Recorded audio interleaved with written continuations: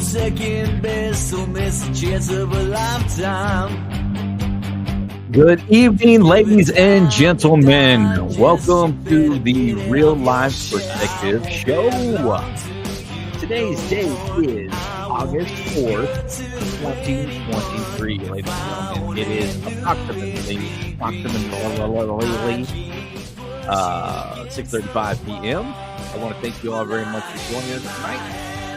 I have been a little MIA over the last few weeks. We've been doing a lot of family trips, going out of town and things like that, but we are back to have a good time and to just celebrate so much. Today was a very exciting day. The first thing I would like to say is thank you all very much. We have officially broken in 200 subscribers on my YouTube channel. So on the Real Life Perspective YouTube channel, we are at 220 currently. So we are celebrating that, which means it is time for the first shot of the night, which will be the first of many because we got a lot to celebrate. Some friends of ours got us this stuff, this tequila. It is called Amorada tequila. We've had a little bit of it. It's been chilling in the fridge all day. So I am ready to give it a shot. My parents just came back from Arkansas and bought me this nice little hillbilly shot glass. So we're going to take a shot of that real quick. Come on. Ooh, it's on there good and tight. She said, okay. Take a little bit because we got a long night ahead of us because we got this rock and roll stream we got going on, and then we've got a 10:30 late night show too. So here is to 200 subscribers. Thank you all very much. Salud.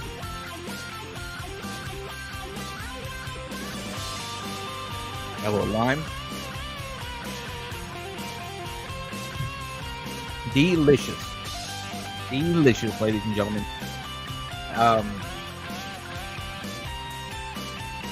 Sipping on a little Coronas tonight. So right out of the gate, ladies and gentlemen, we have somebody waiting in our backstage area, and I don't want to keep him further ado. So let's take a look. First, let's switch over to some In a Space, just kind of change the vibe a little bit. We're going into some chat here. So ladies and gentlemen, I had the pleasure of meeting this gentleman at his ribbon cutting ceremony, and I am excited to bring him on board. Is everything? Give us a thumbs up if you are ready to go. Okay, we got the thumbs up. Ladies and gentlemen, without further ado, the CEO, the owner, the everything of Bat City Toys, please welcome to the stream, Mr. Gino Astorita. Hey, what's up, Gino? How you doing, Sean? Good to see you. Good to see you. Almost as cool as mine, brother. How'd you do that? Almost. Well, partially from thanks to you. Hey, I saw Casey Jones back there. I thought I recognized him. There he is, right there. There's the man. Thanks for having me today, my friend. Congratulations on 200 subscribers, of which I am one. And not a small feat for organic build, but good time, man. So I wanted to get on and join you. One, to celebrate, and two, just to see what kind of debauchery I could get into with you streaming online today. So beautiful.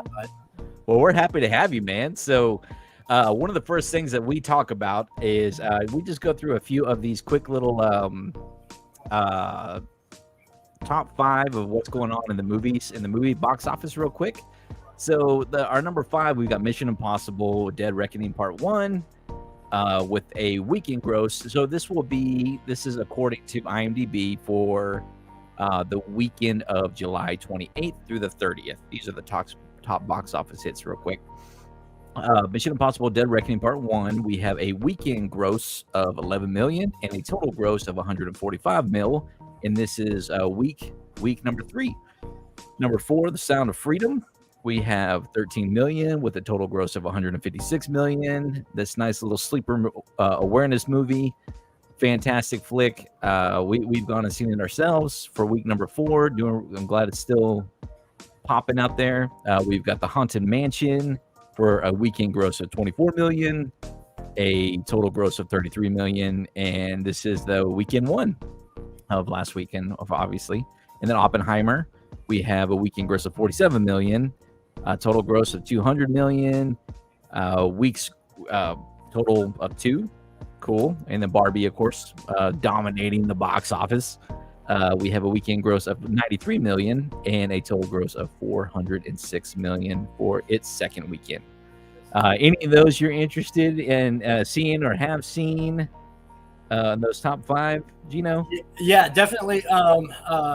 Sound of Freedom, that's been on the short list for a while. As some of you might know, we've got a new little baby at home, only 2 weeks old at this point, so she's taking up all our time. But definitely want to get out there for that. Want to get out for Oppenheimer. And, as a toy owner, I've got our nice little Barbie display going on over here. The interest is up, man. What's Barbie about? How'd they handle that flick? So definitely going to be catching up on these as soon as I can. Absolutely. And congratulations on your newborn. So it's a little girl, correct? Little girl, Cecilia Marie, light of my life. And yeah, man. So other than toys, I'm loving being a dad now too. So. Beautiful. Very good, man. That's very exciting stuff. You were in for quite an adventure, young man. And I did see your post the other day with Barbie. With you've got a lot of stuff going on over at your Bat City Toys. Speaking of, well, just before we get into that, let's hop over to the top 5 games on Twitch. The reason why I choose Twitch for the top 5 is because I do a live stream at 10:30 p.m. the real life perspective late night show, where we watch old school episodes of Are You Afraid of the Dark? If that is something you're interested in as well, you please come on and join us. It's a fun time. It's a late night show, so it's will probably be even a little bit more sauced at that point in time. So we're looking forward to that. But the number 5 most viewed and played game on Twitch is Counter-Strike Global Offensive. Number 4 is Valorant. And League of Legends, number 3, Grand Theft Auto 5, and then Just Chatting, which looks like, I believe that's just the category in Twitch, which that's where I'm a part of, is the Just Chatting section. So, yeah, as you guys know, that Mr. Gino is the owner of Bat City Toys, and he is obviously out helping customers, so he'll be in and out as we go along, which is great. So just so you know, we're aware of that. So go take care of business, young man, and we will. I'm actually gonna pull up your some of your information here and give the folks out there a little bit of background. Let's look up. Here we go. All right, we're going to start with .com. And let's just start there. All right, so here is their official website, ladies and gentlemen. Bat City Toys, your new and vintage toy source. Reconnect and introduce the next generation to the toys we love.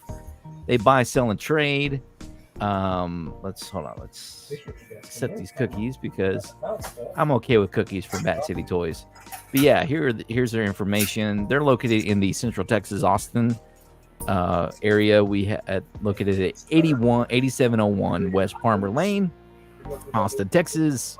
If you got any questions, email them at info@batcitytoys.com. Yeah, it's on. Check them out today. Open all kinds of hours. So Bat City Toys, I've never been to a local toy store that has so much variety and so much nostalgia greatness to it. So Gino, I was just telling the kids that we understand that you are during business hours rocking with us. So whenever you need to get up and take care of business, you do that, brother. Yeah. And all if that I'm fun not in stuff. front of the camera, that's what's going on. I'll keep the background going for you. So That's appreciate it. But we're just starting off here with your website. Is there anything specifically about the website you want to talk about? Yeah, right now the website's largely just a landing page. Give you guys all the info about what we're about, how to connect to us on social media.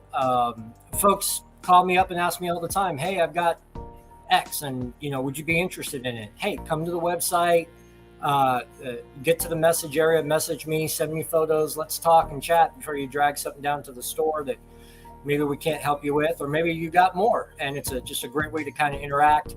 The store is largely going to be also online, hopefully by the end of the summer, fingers crossed. So we will be using this as the launch page into the store page as well. Hours have changed a little bit. We're Friday, Saturday, Sunday only for right now. Going to be picking up days as we ramp up to the Christmas season. But we are now 11 to 8 Friday and Saturday, and noon to 6 on Sunday. So beautiful. Very good. And I was just going to pull up. These guys are available on Instagram as well to shoot them over a message. Here we go. Let's go. You've started posting. I've been, paying attention to all your posts, man. I'm always trying to comment on them or like them or do something with it. Appreciate that. Yeah. Especially with, Pee Wee. Oh, our good friend Pee Wee. You will be missed dearly, man. And I remember the first time we showed up at your place. I overlooked this because we were busy. I was too busy with the business side of like filming for the episode. Right. Those of you aren't aware, we will be. So Gino's episode premieres with the Real Barbecue Adventures, and that premieres September 2nd or September, whatever the first Friday in September is. Let's look. September 1, 2023, going to be featured in the second episode of the Real Barbecue Adventures, which launched today, man. And if you haven't had a chance to check it out, we're really, really, really excited about it. We had, of course, a lot of friends and family who've checked it out, but if you haven't had a chance to look at it, we'd love for you to see our pilot episode. Basically, is what we call it. And we had a great time filming it. Just fun silliness running around Austin a little bit. We try to do 2 segments, one food oriented and one pop culture oriented. And so the first episode we went to, let's just hang on, pull this off here real quick. And then let me just show you the first page here. Here we go. Pulling it up. There we go. Just put it on mute. Our first episode premiered today. It's called Game Over, Leroy and Lewis. Leroy and Lewis. Leroy. I never know what's the proper pronunciation for that one, because I think he says Evan Leroy is his name. So, but yeah, Game Over, Leroy and Lewis. And so the first episode dropped this morning at 8 a.m. Go check it out if you haven't had a chance yet. It was a lot of fun. Real Barbecue Adventures. There it is, ladies and gentlemen. But yeah, Mr. Gino was kind enough to let us come in prior to his ribbon cutting ceremony and let us give a quick little interview with them and film around really quick. And then, of course, we got lots of spots from lots of the fans that came in, and we had a really great time. So thank you, Mr. Gino, for allowing us to do that. And I cannot wait for your episode, because the pilot episode, it's only going to get better, man. We got a lot of stuff planned, and we are having a great time with it. So there you go. Seeing the first draft of the episode with us, and you guys do great work, and I'm looking forward to many more coming, man. Well, thank you very much. And those of you just out there, feel free to say hello in the chat. I'm going to go ahead and try to activate our good friend Nightbot. If you got any questions for him, or, he may just don't at Nightbot, because he is a little snarky.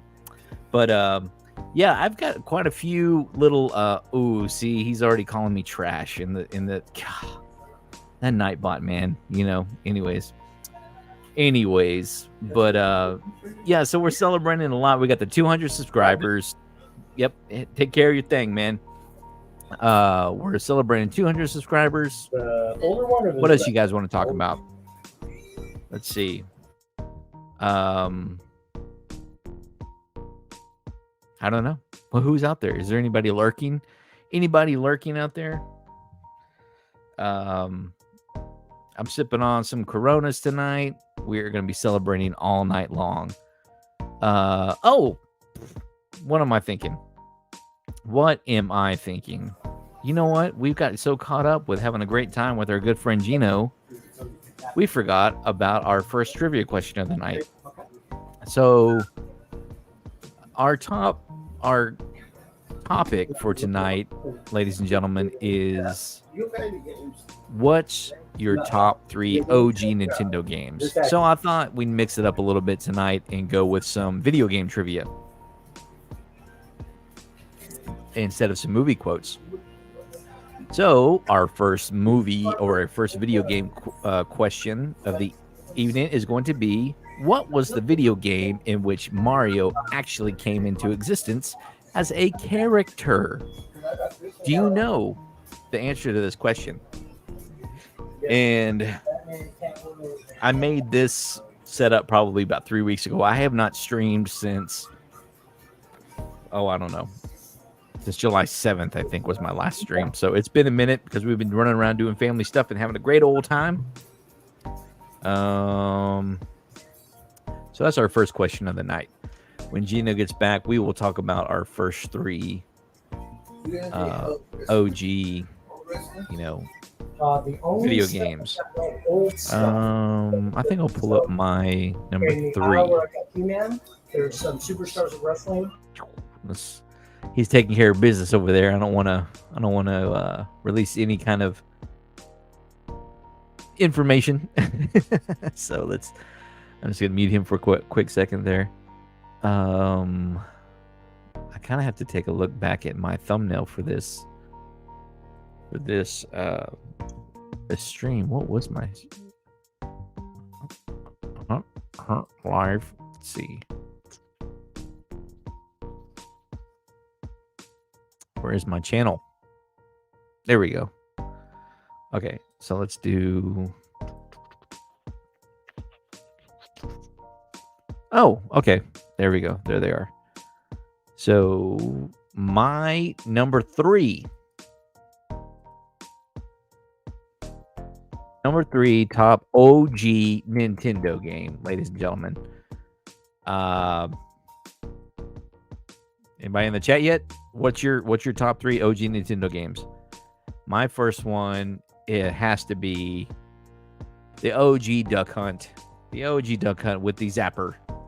I'm really excited about that one because I have acquired the entire NES Zapper system combo kit here. So when I was a kid, opening that up on Christmas morning, and we had so many great memories. Things are so much different than they were back then than they are today. We got so much back then. We just had our old school TVs, and I wish I had that photo handy. I could show you. I have that. Went to my parents recently, and I found that we went through all these old photos, and I found this OG.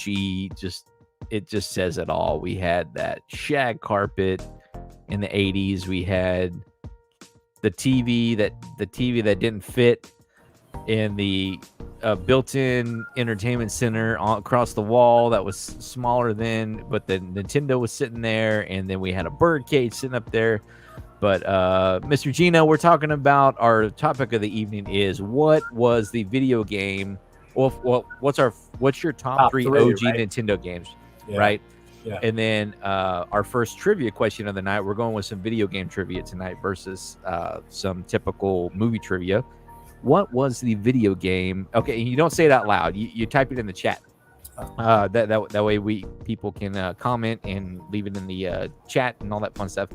What was the video game in which Mario actually came into existence as a character? If you know the answer, type it in the comments and the chat, ladies and gentlemen. But going back to my number 3 OG video game of Nintendo is Duck Hunt, because that zapper, sitting 2 feet away from there is some great memories.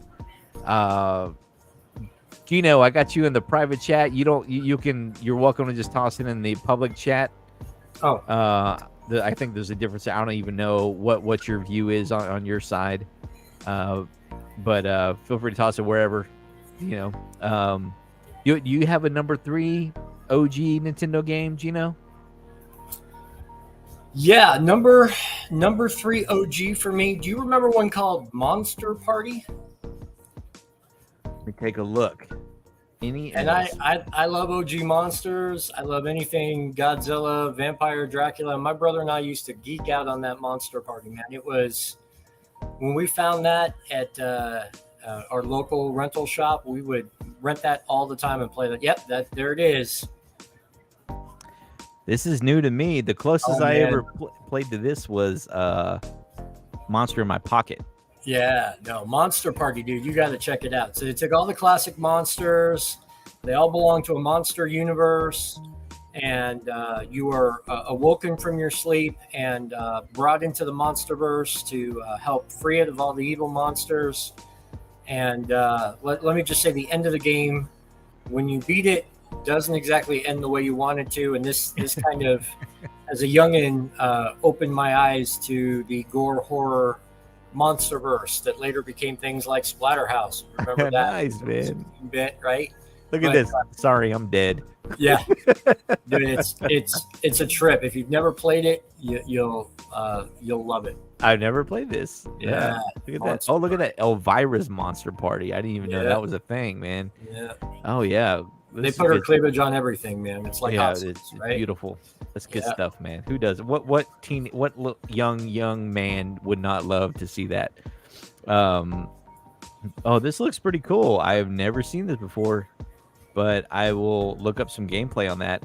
I would love to look it up right now, but I've learned that whenever you're streaming live, anytime you put any kind of video up there, you can get copyright copy slapped. So, but I'll look this up later for sure. This looks like a lot of fun, man. I can see. Look, well, you know what this reminds me of? This picture, it looks like a piranha plant of some kind. Mm-hmm. You know what that reminds me of, right? Oh yeah.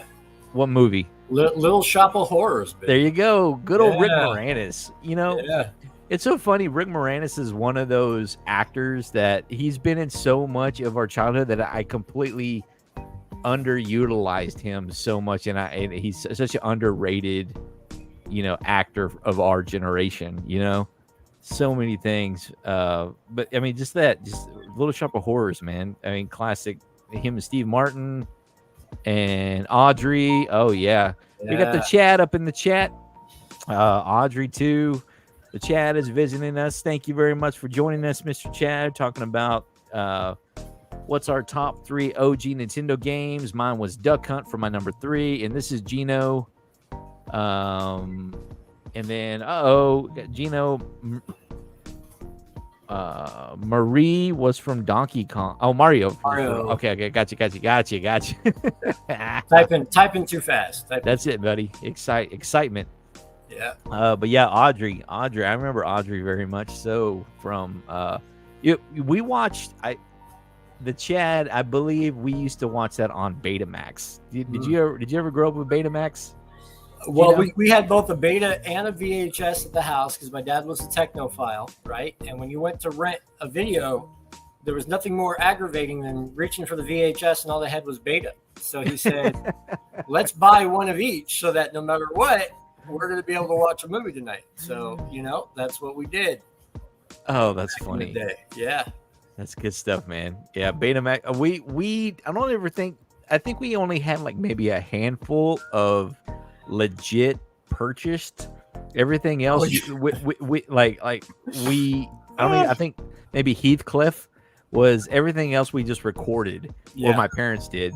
Yeah. I remember watching so many introductions of those HBO movie nights introductions, with the where it's sailing through the Like city, and then yeah. I always loved that when it would spin around inside the was it the O, right? Oh yeah, and then that was the best, man. That was the thing, dude. That was I remember the premiere of that too. That was the crazy part. That was a big thing when they premiered that, because they did it all in miniatures, and it was the big thing. Home box, really, right? Oh yeah, that makes sense. Yeah, that totally makes sense. The chat is saying better quality than VHS, but VHS was cheaper, so it won't the home video wars. I think he meant one. He's kind of like me. He's typing Fast and Furious. Yeah. So it was one wars in the 80s. The chat, Chad, we are celebrating tonight 200 subscribers and the real BroBQ Adventures, and we've already taken a shot for the 200 subscribers. I'm waiting for so it won the home video. Yeah, you're right, Gino. The home video wars in 1980s. We're celebrating with some Coronas, and some of our friends gave this to us for our birthday. It's called, I guess it's Amorata. I guess it's a local tequila, folks. It's pretty good stuff. Yeah, it's been we're not really big hard liquor people, but we're celebrating hard tonight, brother, because we got a lot going on, man. We got a lot happening. We're really excited. Chad, what was your top 3 Nintendo OG video game? Mine was Duck Hunt, my number 3. Gino's was Monster Party, which is up on the screen right now. If you have one, toss it in the chat there, and we'll highlight it. But also the chat, our first video game trivia question of the night is, what was the video game in which Mario actually came into existence as a character? If you know the answer, type it in the chat. The Chad's answer to his number 3 is Excite Bike. Who doesn't like Excite Bike? Who doesn't love Excite Bike? I'll tell you what, as soon as you figured out how to build your own tracks, who really went back and played the arcade version, right? I was never that tech savvy as a young man. Oh, wow. I never built my own track. That was the Mario Builder before there was Mario Builder, right? I mean, that was what you wanted to play, and build your own track and have other people try it. It was so cool. Yeah, I was too lazy. I'll just say it. I was too too lazy as a kid. I remember seeing the create your own section or whatever, but yeah, before Super Mario Maker, and we just now Santa brought the kids a Nintendo Switch just last year, so we're just now getting into all that stuff, and we got Super Mario Maker about maybe 2 months ago. What a fun game. You're absolutely right. I've never been I don't know why I was never good at Minecraft or anything. I've never been good at building. My oldest is really great at Legos. He loves building like Lego Mario stuff and like that, but I've never been great at it, so that's a great activity for. But my wife loves to do that kind of stuff. So her and my oldest really enjoy getting into that Lego world, but I really enjoy the Super Mario Maker stuff. I have a great time on that. But anyways, so Excite Bike was the Chad's number 3. Looks like his number 2 was Donkey Kong. Wait, Donkey Kong was Nintendo? No, we're talking about Nintendo, just Nintendo. I see is he answering the Mario question? Is that what that is? Oh, maybe. Yes, yeah. That. I guess that's right. Yeah, I guess that makes sense. Yeah, because he's got a couple other there too, man. Yeah. Okay. All right. Nightbot. Want to know who's lurking? Type in lurking in the chat. Okay. I don't think. I have never went back and fixed my Nightbot. I think he's got some glitches going on with them. Let's see. The chat says Pitfall on Atari. Okay, that's Atari. Clearly, that's not Nintendo. We're going with Nintendo only. We'll go. Hey, yeah, okay, yeah. Fair enough. Okay, but I love Pitfall too. Pitfall's great. We'll just whatever, man. Let's just go with it. What's your top three? Well, okay, your top. Should we go to our top two, Sean? What was your two? I got to get through these chats. So we've got Excitebike for the Chad's top three Nintendo, and then we have Chad's top number 2 for Atari, and then we have Chad's number 1 for Atari, which is Qbert, and then we have and then if you want to promote your your channel, type in real. I don't know if that's still working. We've had some glitches with Nightbot. Anyways, Too Much Tequila Boys, and then this guy. I don't know what this guy's doing over here. Poo Poo Monsters was his number 1 or number. I'm just gonna call it his number 1. I know what this he's referring to, and I'm gonna pull it up right now. Hold on. Let's see. What was the name of that game? Okay. When we were kids, we played, obviously, this game on the Atari quite a bit. And when we were children, we used to call it not Space Invaders. We called Poo Poo Monsters. Let's play Poo Poo Monsters. So, you can put 2 and 2 together. If you've ever played the game, you know exactly where that would be coming from at that age, right? That's it. And if, you can put 2 and 2 together who this person is, Poo Poo Monsters. Trumpet Master joining the chat, ladies and gentlemen. We've got his number 3 Nintendo, which is Skate or Die. What a fantastic game. Very good one. Love that game. Let's see. Skate or Die. Oh, man. So much fun playing that. I was never any good at it, especially, we all know, the infamous half pipe. I can never figure out the half pipe. I don't know what it was, but I'd always get stuck just sitting there. At the bottom. Which was like trying to do a half pipe in real life for me too, which is why I played with toys and video games and wasn't much of an athlete at that age. Exactly. Gotta love that classic Skate or Die cover there. So much fun. Yeah. Sean, this reminds me of y'all remember TNC Surf? That was the one with the gorilla or something on the cover, right? Yeah. That was kind of fun too. Tried to hang on to the Skate or Die type feel. Had kind of a Paperboy street view to it, but oh man, that's some classic 80s nostalgia right there. Okay, I'm gonna just toss it up there, but man, that is a low quality. There we go. That's a little bit better. Yeah, classic, man. Yeah, that's good stuff. Good old TNC. What'd you call it? What is it? TNC Surf. TNC Surf. Yeah. Very good. Yeah. Oh, I misspelled it. T and C. And C. I just put TNC. Yeah, classic stuff, man. Love it. Good times, man. My number 2. What was my number 2? Oh, yeah, I know.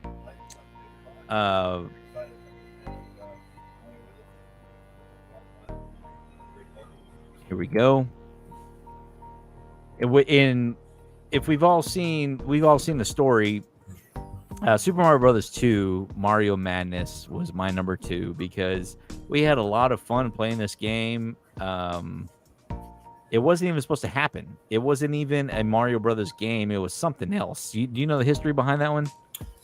Yeah, I do. It was tied to Olympic Games or something like that overseas, and actually was supposed to have kind of a Middle Eastern Arabian lineup, and yep, they were trying to do. They actually had Mario 2 in the can, but it looked so much like Mario 1 that they really wanted to do something different. And somebody just kind of reprogrammed the primary characters to the Mario characters. Threw Toad in as a fourth one, and there we go. We got Super Mario 2, and it was nothing like Mario 1.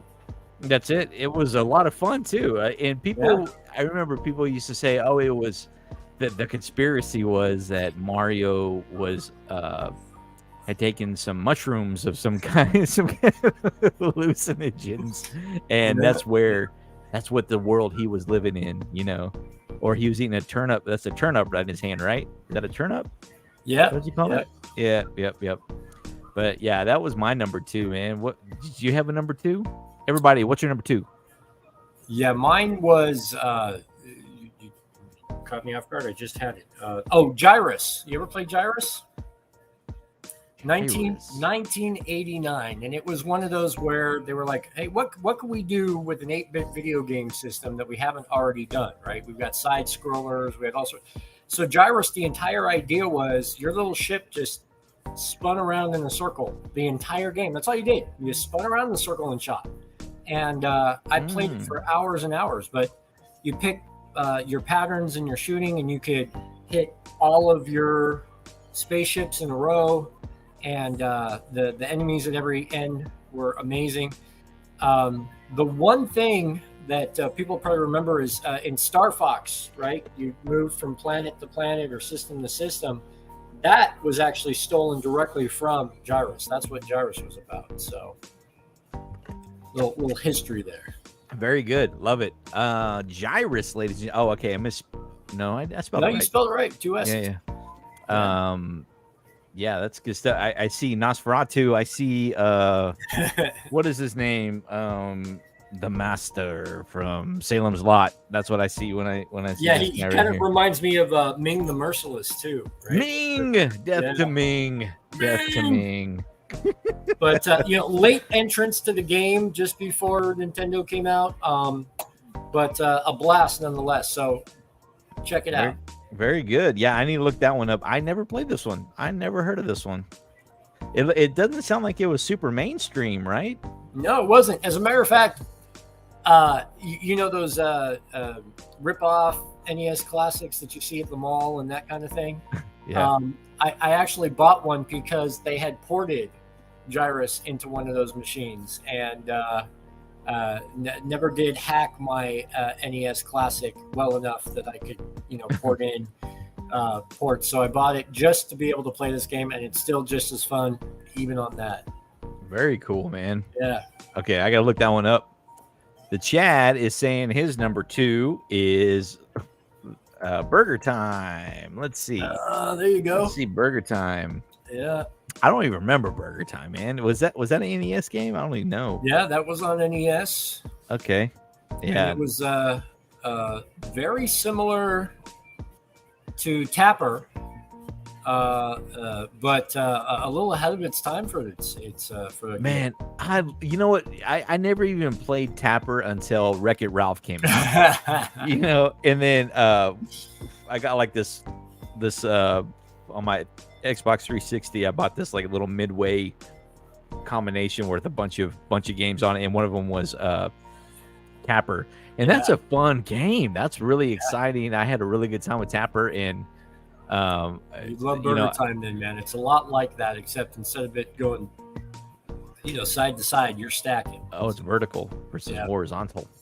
Okay, very good. The Chad's number 2 is Burger Time. Okay. Hold on.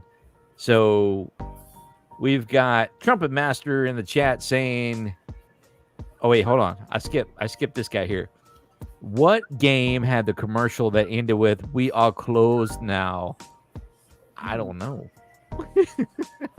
I mean, commercial. The voice impersonation that we grew up with hearing that, I always thought it was something with Arnold Schwarzenegger. We are closed now. Let's see. Commercial. Oh, here we go. It's the game that ended with "We are closed now." Oh, okay. We've come full circle, ladies and gentlemen. When you Google that, the Burger Time comes up. So we have officially there come we go. full circle. Burger Time is not the Chad's number 2. He was answering this gentleman's question. Okay, now it makes it the Chad. So we're gonna disregard that. Go ahead. Caused good conversation, right, Sean? I mean, That's it. We wouldn't have talked about it otherwise. Love it. That's what it's all about. That's why we're here, ladies and gentlemen. We are just on the fly. Where's the beef? We are closed now. Burger Time, ladies and gentlemen. Nice. So we'll disregard that for your number 2, the chat. If you got a number 2, Nintendo, let us know. Trumpet Masters number 2 is Mike Tyson's Punch Out. Anybody ever play that one? Always. Okay. Mike Tyson's Punch Out. Yeah, I don't think I ever played Mike Tyson's Punch Out. Oh. I played just Punch Out. That's the one I remember. Well, so they're essentially the same. It's just one is Tyson branded and Mike Tyson was in the game. And future iterations would not include Mike Tyson because they didn't continue to pay him royalties. But, when Mike was at the top of his game, Nintendo branded it as Mike Tyson's Punch-Out. Oh. Yeah. Well, who was the head villain that you had to beat in the OG Punch-Out? That was, and he was in Captain N show in the 90s. King Eggplant, was that what it was? King Eggplant. Or am I getting my characters mixed up? I bet the Chad would know. He seems to know all of the Yeah, does anybody know in the OG Punch Out, not Mike Tyson's Punch Out, but the OG, who the head? I mean, here's Balrog. I believe that was this guy's name. I figured he was right. Balrog, right? That was his name. You're thinking Street Fighter 2, brother. Oh, you're right. Well, I don't know why Balrog is just. Oh yeah, he was a boxer. Oh my Lanta. Yeah. Oh, Knockout. That's me right now. Yeah. What was this guy's name then? Oh my gosh, I am so silly right now. Hold on, I gotta pull that off just so I can research. Head villain in Punch Out. We have oh really? What? Aaron Ryan? I don't know. I just typed in head villain in Punch Out. Yeah, but that might not that doesn't look like the original NES Punch Out because Bald Bull. That's it. Bald Bull. There you go. There he is. I guarantee he was the head guy. Well, because in I remember the Super NES, he was like right in the first section or whatever you want to call it of Bald Bull was. He was the first one you had to beat because Glass Joe was one of them. Glass Joe was one of the early ones, right? Yeah. He's like the very first one, I think. Glass Joe, Bald Bull, Soda Pop. Yeah, I don't know why this guy keeps coming up. Aaron, I don't know. I don't recognize this guy. I just maybe I wasn't that good. I just didn't get that far into it. Anyways, so Trumpet Masters number 2 was Mike Tyson's Punch Out. Okay, I guess it's time for. Well, hold on. Wait a minute, ladies and gentlemen. Trumpet Master says I loved 1942. Okay, that was a good one too. Yeah, you gotta look that one up, Sean. You don't remember 1942? I remember it. I remember that in the arcade too. You get to any Chuck E. Cheese pizza, Pistol Pete's, any of those, man. That was a fun arcade game. I think you and I talked about this about in your neck of the woods where you were from, where you hail from. Chuck E. Cheese was your place, and First iteration. Yeah, and then it was Pistol Pete's Pizza out in the West Coast in Vegas. Yep. Yeah. Well, what we grew up with here was Showbiz Pizza with the Rock-afire explosion And Rocket Fire Explosion Show. Yep. That's it, man. That's where we had a great time there, and I've got lots of memorabilia from those guys. I wish I would have kept some more of it as a kid. It's so funny. Like you grow up and you're like, That's why I when I met your mom, she was so awesome that she's like, oh yeah, we kept all the stuff and we tried to train them to. She told you, I said, take care of this stuff because it's good memories. It's good. I mean, she raised you well to teach you how to properly maintain or preserve your toys. My parents moved a few times throughout the years, and there were times where we were just like, meh. We had the full set of Voltron, sitting in a box, and we're like, meh, just get rid of it. Give it to Goodwill. I don't care. We don't care. We went through that kind of stuff with. Well, at least you donated it. That's awesome. And then I had to go pay 3 times the price just to acquire, the majority of the stuff that I had as a kid. I don't know what I was thinking. I mean, when parents tell you, come get this stuff. Come get this stuff. You need to come get it. There's a reason. There's a reason for it. Yeah, there's a few things that wound up in the store here that was somebody's collection sitting in an attic, and then years later they found it and went, oh, I want to do something with this, right? So That's it. Let's see. My number one. Let's see. What was my number? Oh, yeah. When we were kids, we had a babysitter that would come over, and I'll never forget this. Because we either went to the arcade place where you rent, not the arcade place, but we just had a place called the movie shop. It was called the movie shop or the movie store where you would rent everything. And I remember renting this game and loving it, because I just have this great memory of sitting in the living room where we had a babysitter, no parents in the house. We're just chilling in the living room, and we were just living like kings because we thought, we're just free because our babysitter was probably 2 years older than us. The 80s. Paperboy was my number one. I don't know why. I just love Paperboy so much. When I see this image and I play it, I just have it just hits me. It just hits me in the heart. I love Paperboy. I know it's not the craziest, but I had a great time with Paperboy. I mentioned it when I mentioned TNC Surf because there was a level where you're skating through the neighborhood on the sidewalk, very much so like the view and the action of Paperboy, but it's of you skateboarding on the sidewalks. Oh, wow. Okay. I forgot about that. Very, very, very cool. Very good. And correct me if I'm wrong, but didn't the Simpsons also have one of the earlier Simpson games? Bart was kind of skating through the neighborhoods, very much so like the Paperboy view. You're probably right. You are probably right. I'm sure we could research that. The Simpsons game. I'll just say Paperboy. Why not?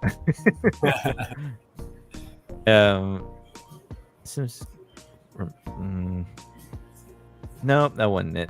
Oh, maybe it is. Yeah, I think this is it right here, right? There you go. Yeah, didn't want to send you down the road, but very nostalgic, right? Yeah, absolutely. Screen capture, if we'd see, Simpsons versus Paperboy, how much alike it might have been. Shared code was not unheard of in the NES world. So. Yeah, I remember this Simpsons game. Yeah, I remember this one right here where you're kind of side scrolling, and you just jump around and jump around, jump around. Yeah, I remember that's the one I remember. That was pretty. Which one was Bart's Nightmare? Yeah, okay, that's it. Yeah, that's good. That's what I recall. What is your number one, Gino? Batman. Yes. Batman the video game. Batman. And the mechanics on that game, that was the first, when I figured out you could jump and cling to the wall and jump wall to wall and hit things from different. Sunsoft hit it out the park with that original Batman game. that was a really fun game. That was, and that logo still to this day, golly, it still hits home, doesn't it? It does. As a matter of fact, you got one of the McFarlane Batmans from the Flash movie and put it on the wall, and it's gone already. I mean, everybody just clings to it. That's the Batman they want, right? That's it. Just that logo when that came out, and we watched it. The Chad, did we go watch that in the theaters? I don't remember ever seeing it in the theaters. We might have. My brain is just doesn't remember it. But that logo, man, 1989, correct? Yep. That was it, man. That was the logo, everything. Such a good Tim Burton, man. He just nailed it. And then, yeah, like you said, this video game was fun. This was a lot of fun. Oh, love it. Love it. Just seeing it. Yep. Yes, we did. We went and saw it in the theaters. Yeah, I don't recall it. I mean, was I even old enough? What was this, PG-13 or PG at the time? We were youngsters. 1989. I think I was in preschool. I want to say PG-13 for the violence, but yeah, that was about it.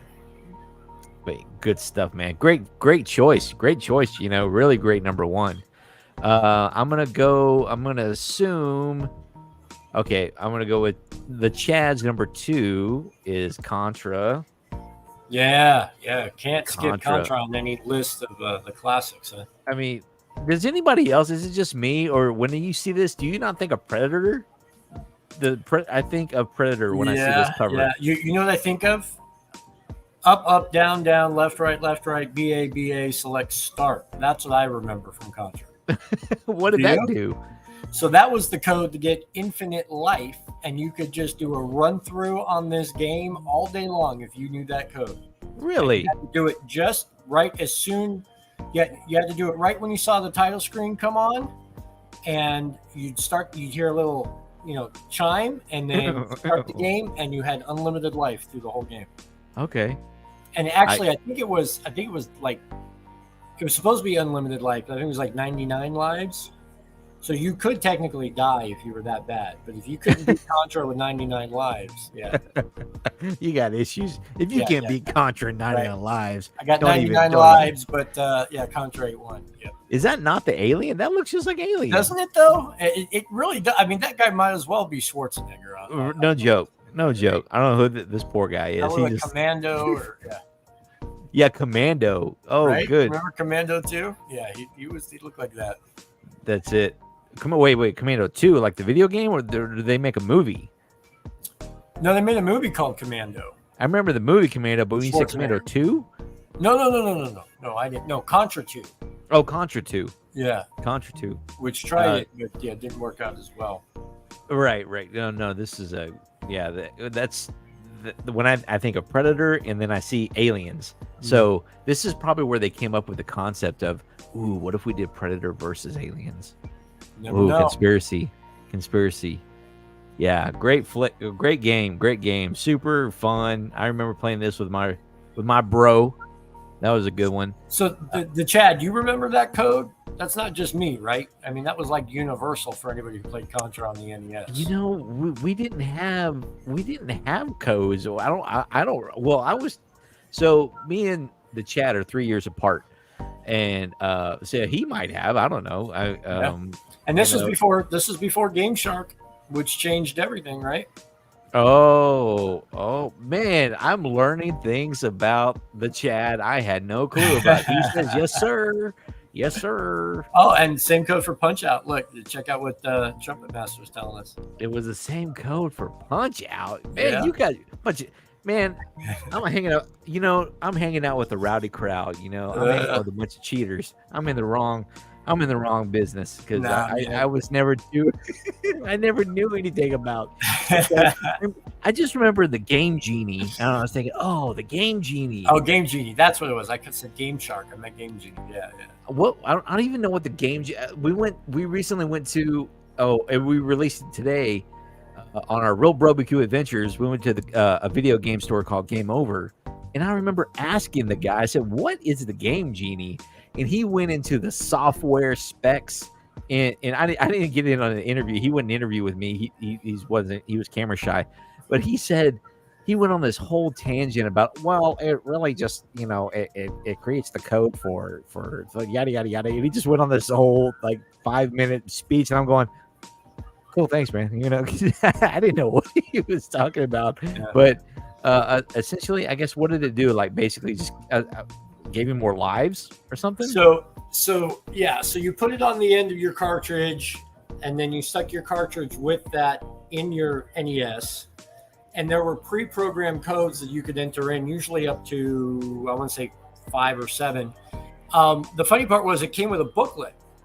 And so every time you go to rent a game, you'd look in your booklet right away to see if there were, game codes to go with it. And you were disappointed whenever there wasn't. And then there was a mail away later on where you could get more codes. And I think there was even a Game Genie 2 or something. But all sorts of things. So many lives, so much one-up power. And you just looked in the booklet, and, there were these different lines, and you'd put the code in of however many features you wanted, super speed, or like, if it was Mario 3, you'd always be the Fireball Mario, or always be the Fox Mario or something, that kind of thing. Basically, God mode. Very cool. Very awesome. Cool. Yeah. We never had one growing up, but apparently the Chad knew all about your code, your up, down, down, back, B space, start, select. And that's about all the buttons we had on that, ladies and gentlemen. The Chad's number 1 was Metroid. Another fun game. So I think the most, So what was the most memorable thing about Metroid, Sean? What was the whole thing that everybody went, no way? That's what what I was about to mention. Was that the biggest shock factor was that, wait a minute, I've been playing this game for how long? And I've been playing as a girl? What is going on? Yeah. Metroid was a girl. Yeah, Samus. Yeah, and it's so funny, changing the whole dynamic, man. Yeah, for sure, and it was an eye-opening perspective. It was the first for the video game industry that I know that introduced a nice, strong female character, because there had been like Aliens, Helen Ripley, and all those kind of really strong female. There's been a ton of strong female characters across the board, the film industry, but as far as like video games, that was probably the first one, right? Because even Link, the title was Zelda, but Link was the character you played. You played Link, but and I remember thinking Zelda. I didn't think about, as a kid, you don't think about the storyline. You're just like, oh, I'm playing Zelda. I guess I'm Zelda, And anyways, but yeah, that was Metroid. The Chad's number 1, and then let's see, number 2 of, well, I don't even know how many we've gone through. We're just gonna go with Double Dragon with the Trumpet Master. Yes, Double Dragon classic, and yep, we played that one. I don't even know if we had that one. I remember playing at the arcades. Yeah, at the arcades. And Double Dragon broke that whole standard that sequels were gonna be horrible, because Double Dragon 2 was just as fun. Yeah, it was the same thing, right? Basically, I mean, beat them up, man. Beat them ups. But my brother and I used to love being doubles on Double Dragon.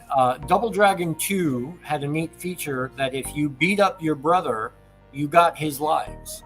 And so that was kind of I'm serious. So that was kind of a cheap way to double your lives was, if you're playing one player, play the 2-player, beat the crap out of player 2, take player 2's lives, and you had double the life going into the rest of the arcade game. Wow. I never knew that.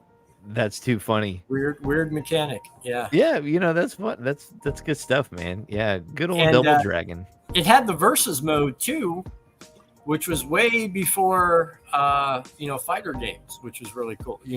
Like Street Fighter style games. Okay, ladies and gentlemen, Trivia question number 2 for the video games we have for the night is, which famous video game has the main character as Solid Snake? And I chose this because my bro, if I remember correctly, had this on the OG PlayStation, if I'm not mistaken. Which famous video game has the main character as Solid Snake? Question mark. There you go. Yeah, it's newer. I don't think it's Nintendo. I think it's 80s. I think it's more maybe 90s. More 90s. I'm giving you a hint there. If you, I can't tell if you're being sarcastic, Gino, or no. You stumped me on this one, man. Okay.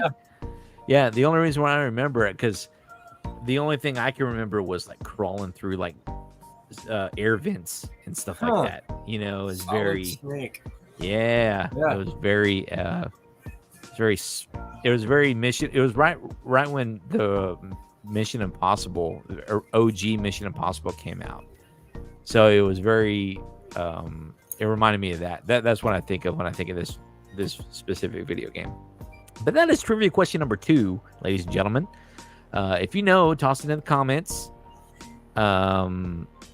And then we are going to carry on with who do we got? It was same code for Punch Out.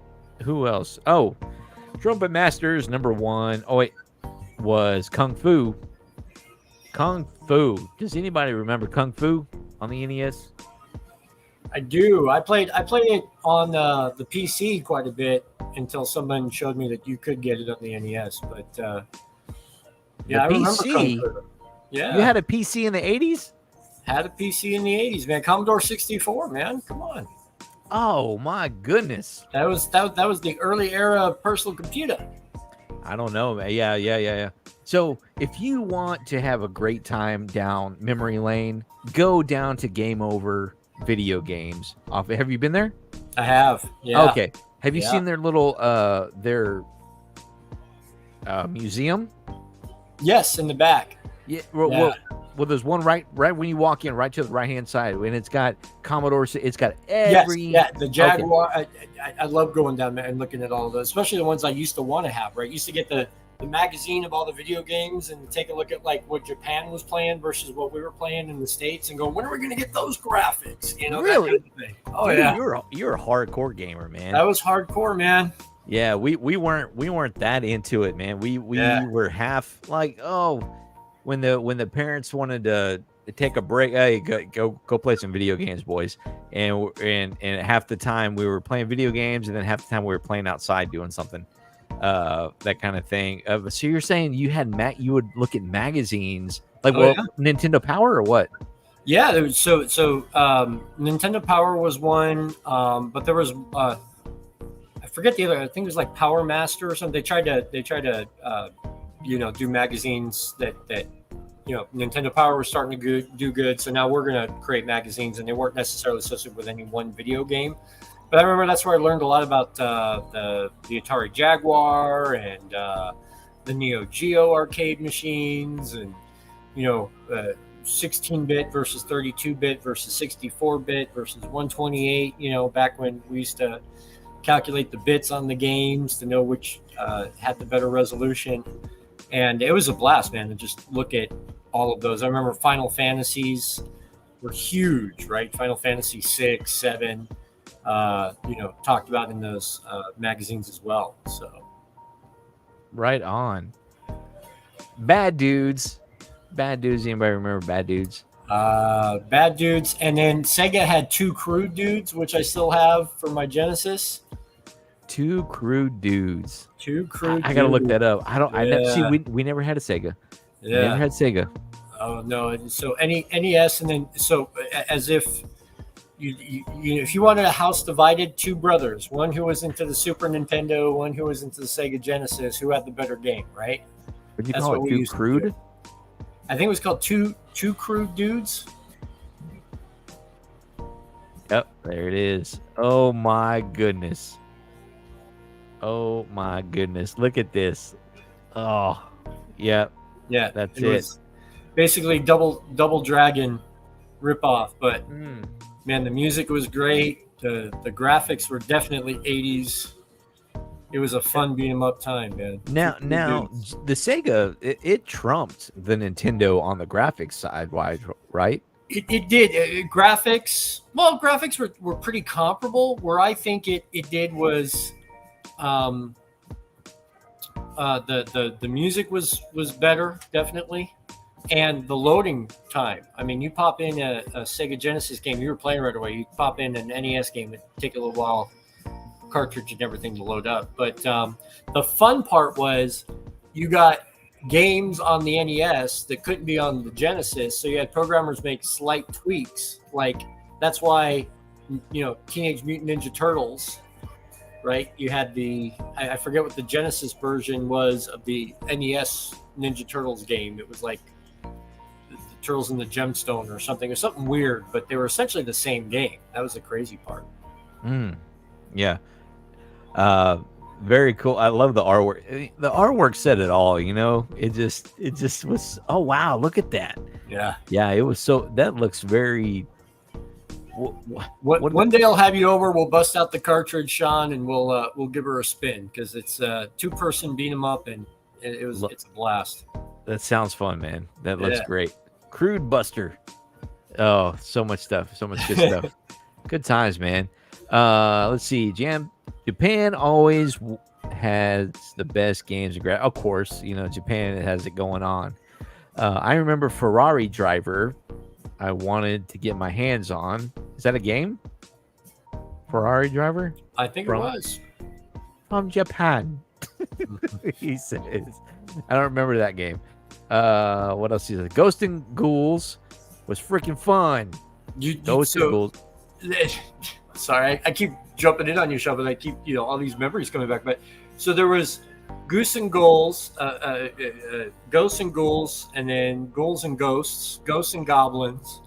Again, because you couldn't have the same game on competing cartridges, so they made minor tweaks to the game, and you essentially got the same game on 2 different systems. Oh, is that why? Yeah, Ghouls and Ghosts and Ghosts and Goblins, I think, are essentially the same spirit game. Oh, okay. That makes sense. We started watching. Have you seen the Tetris movie? No. The Tetris movie? Oh, about the making of Tetris. I think we talked about that. Yeah. Yes. Yeah. It's so good, man. It is so good.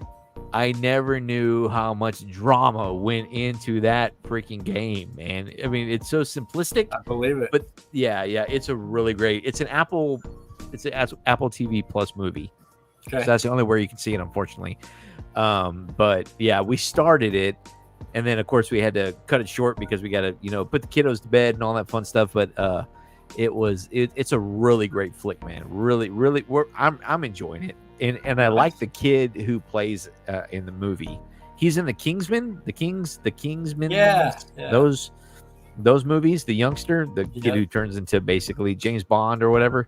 Did he, the guy that played Elton John in the Elton John movie? Correct. Yeah. Correct. That guy. I can't even think of his name. Maybe the chat. I'm sure the chat knows. Horrible. Yeah. Yeah. No, yeah. But he's great for anybody who's young. I'm just like, they're great. He's got a little bit of a Tom Hollandness to him. Tom Holland, right, from Spider-Man, and Tom Holland, it just has a likable face, and so does this kid, right? So really enjoying the Tetris movie. Need to finish it up, but that's a great one because it's for such a simple game. It's a huge story. It's so much fun, and it's like I can't explain it. I don't want to give too much away. It's like reading Rainbow. Well, I love this movie, but I don't want to give away the ending. Read it and find out. That's it. Read it and find out. Yeah. I have an old school Sega, Trumpet Master says. Very good. Very good. I think we're all caught up on the chats there. Let's see. How about another trivia question? Are you ready? Let's see. Did we ever get the answer to the last one? No, I reveal them at the end. Oh, is that what you do? Yeah, I reveal them at the end. Which video games company? Well, we've been at this a while, so I guess I should probably start revealing something. Yes, that is accurate. Going back to I'm waiting for my buddy Trumpet. He said he'll be here pretty soon. He'll be here pretty quickly. So when he jumps on, dude, when he gets on, life just goes great. You know. What is this? What is the chat saying here? I think that was the gentleman that we were trying to remember his name. Oh, Edgerton. What a name. That's not. I can't. I'm not going to remember. We couldn't remember it, right? I mean, come on. Nobody can remember that one. I'm not going to remember. Yeah. Well, he's our fact checker, so I'm sure he's over there going IMDb. Yeah. But let me Google that for you. Yeah, but he's great. He is my mother from another brother. He knows. He knows a lot of stuff. He's my one true bro that we if I got any OG questions about we can just geek out about whatever. And he's my fact checker. Tom Holland, the new Michael J. Fox. I like that. Oh, okay. Maybe I can totally see that. Yeah, totally see that. Karen, the chat says. His answer. Yep. His answer. So to the answer to number 1, ladies and gentlemen, let's go back up here. Let me find it. Where is it? Oh my gosh, we've actually had a hell of a chat tonight, ladies and gentlemen. This is good stuff. I love it. I love it. I love it. I never had this problem. This is a good problem to have. What is the best? Where is it? It's coming. Oh, here we go. All right.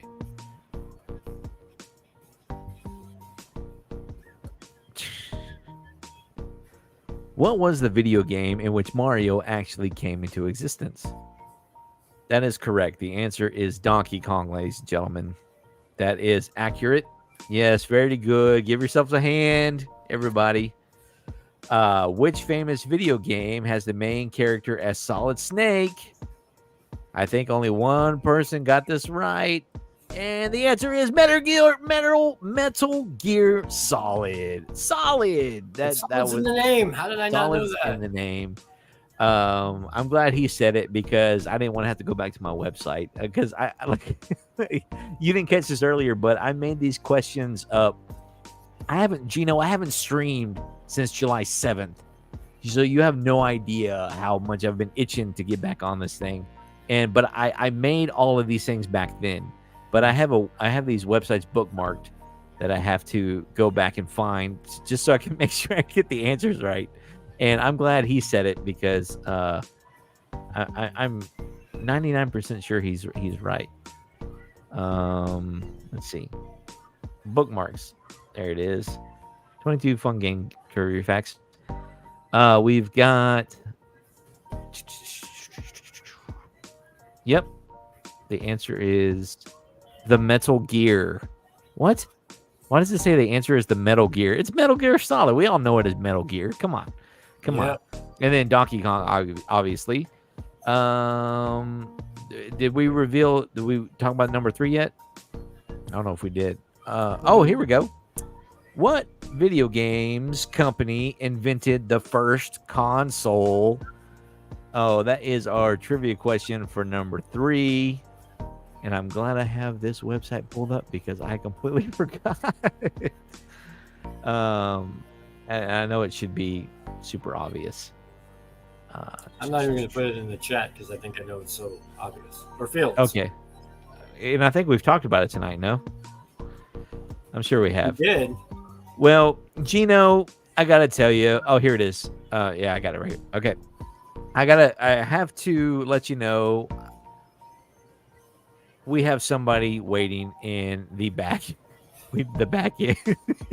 The back end over here. And I'm so excited. Oh, yes, he is ready to go. His thumbs up is so ready to, so fat. I was gonna say, not his thumb, whatever he's holding. I'm just gonna say that. I'm not trying to call him fat. But my mother from another brother. Ladies and gentlemen, welcome to the Real Life Perspective Show. Trumpet Master 77. Salute. Salute. Can you guys hear me okay? Now, yes, we hear you just fine. Okay. Man. Do you Loud hear him, and clear. Gino? I do. Yeah, man. Hey, how's it going, Gino? It's going good, brother. Man, fantastic toy store you got there. Let me tell you, I could not stop talking about that toy store for weeks after we left that place. Thanks, man. You know, I have two older brothers. I'm the little brother, and man, if I took them up there, they would totally lose their shit, man.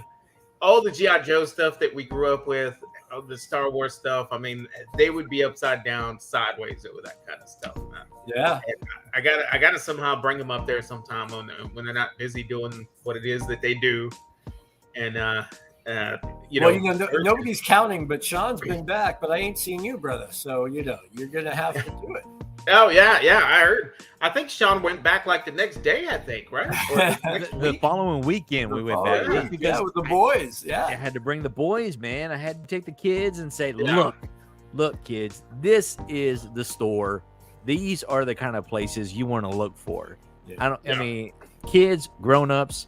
What's great about everything about Gino's store, he has a variety of everything from OG to reproductions. And what I love about the reproductions is it is enabling us to bring an entire new generation of kids into the OG toys, into the OG characters, into the TV shows, everything that we remember that is so wholesome to us and is still valid to this day. So thank you, Gino, for having such a plethora of everything nostalgic for us and for generations on. Hey, thanks, guys. Appreciate it. I wanted to create something that everybody could enjoy. Yeah, love you to come down and buy something, but at the very least, just walking around and watching parents bring their kids in and say, "Look, mommy had that when she was a kid. Daddy had that when he was a kid."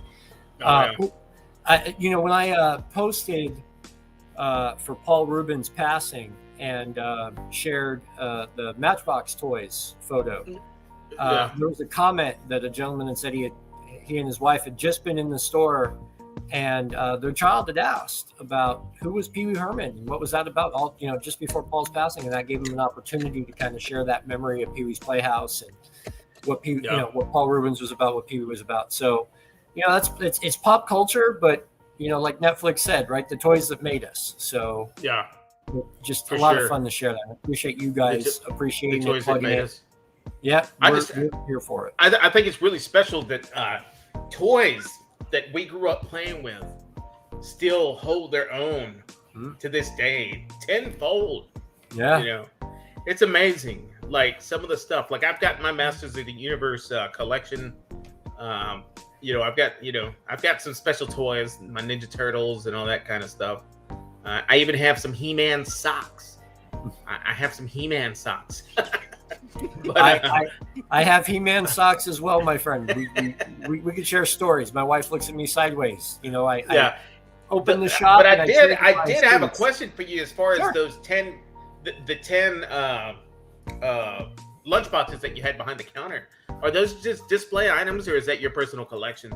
I get a lot of questions about that. When people see the backdrop behind the counter, it's kind of the last bastion of my collection. But I'll tell you what, someone says, "Hey, I had a young lady that came by, and I had a Princess of Power lunchbox, a yellow one." She said, "I had that lunchbox when I was a kid," and I said, "Okay, all right, well, I can part with it." And that gave me an opportunity. Now I picked up one in purple. I mean, if there's any nostalgia, let's keep it going forward, and I'll sell it because it's about I saw a couple of Masters of the Universe lunchboxes that you had back there, and I was like, I remember I had one. Yeah. And man, I don't know what ended up happening to it, but it's probably somewhere in my mom's house in the attic somewhere. But I don't know what I ended up doing with it. I had so much cool stuff. I had tons and tons of micro machines. I think I had like all the micro machines. I don't know what happened to them. Again, that's probably something that's in my mom's attic somewhere. I need to go and search for that stuff because we have a micro machines lunchbox. That's as far as we go with micro machines right now. Yeah. But always open the stuff. Yeah. So the chat is asking you about we have the he's got a few of these micro collections. You know what he's talking about? I do. So if it's the original ones from the 86 to 88 line, Kenner only made them for about a year. The idea was, the smaller they go, the more you'd be able to buy and have in your collection. But it didn't really hold up, and they didn't want to maintain both the 3 3/4 scale and the micro scale. So they stopped producing those, and that's why they become such a collector's item, right? Because they're so limited. And was it 82 chat? Thanks. And then they kind of reissued a style like it. Yeah, you're right. Empire Strikes Back era, and they were cool stuff, man. It was kind of like the Polly Pocket of Star Wars, the coolest stuff. But that they're much harder to come by nowadays. Definitely, people hold on to that stuff. Yeah, we have a few, and I gave them back to that's my bro, that's my brother. And I gave him back to him because I'm like, I'm over Star Wars. Here, take it all, brother. And I just found these random little characters, but then he's been acquiring a few online, and they're not. I don't even think they're. What's crazy is that how rare you're saying they are. I'm surprised on how much they're going for online. They're not even going for that much, from what I understand. From what. Right. It's because it's a collectability, right? I mean, it's a small group of people that are really into them. I mean, they're attainable, right? There's very few of them out there.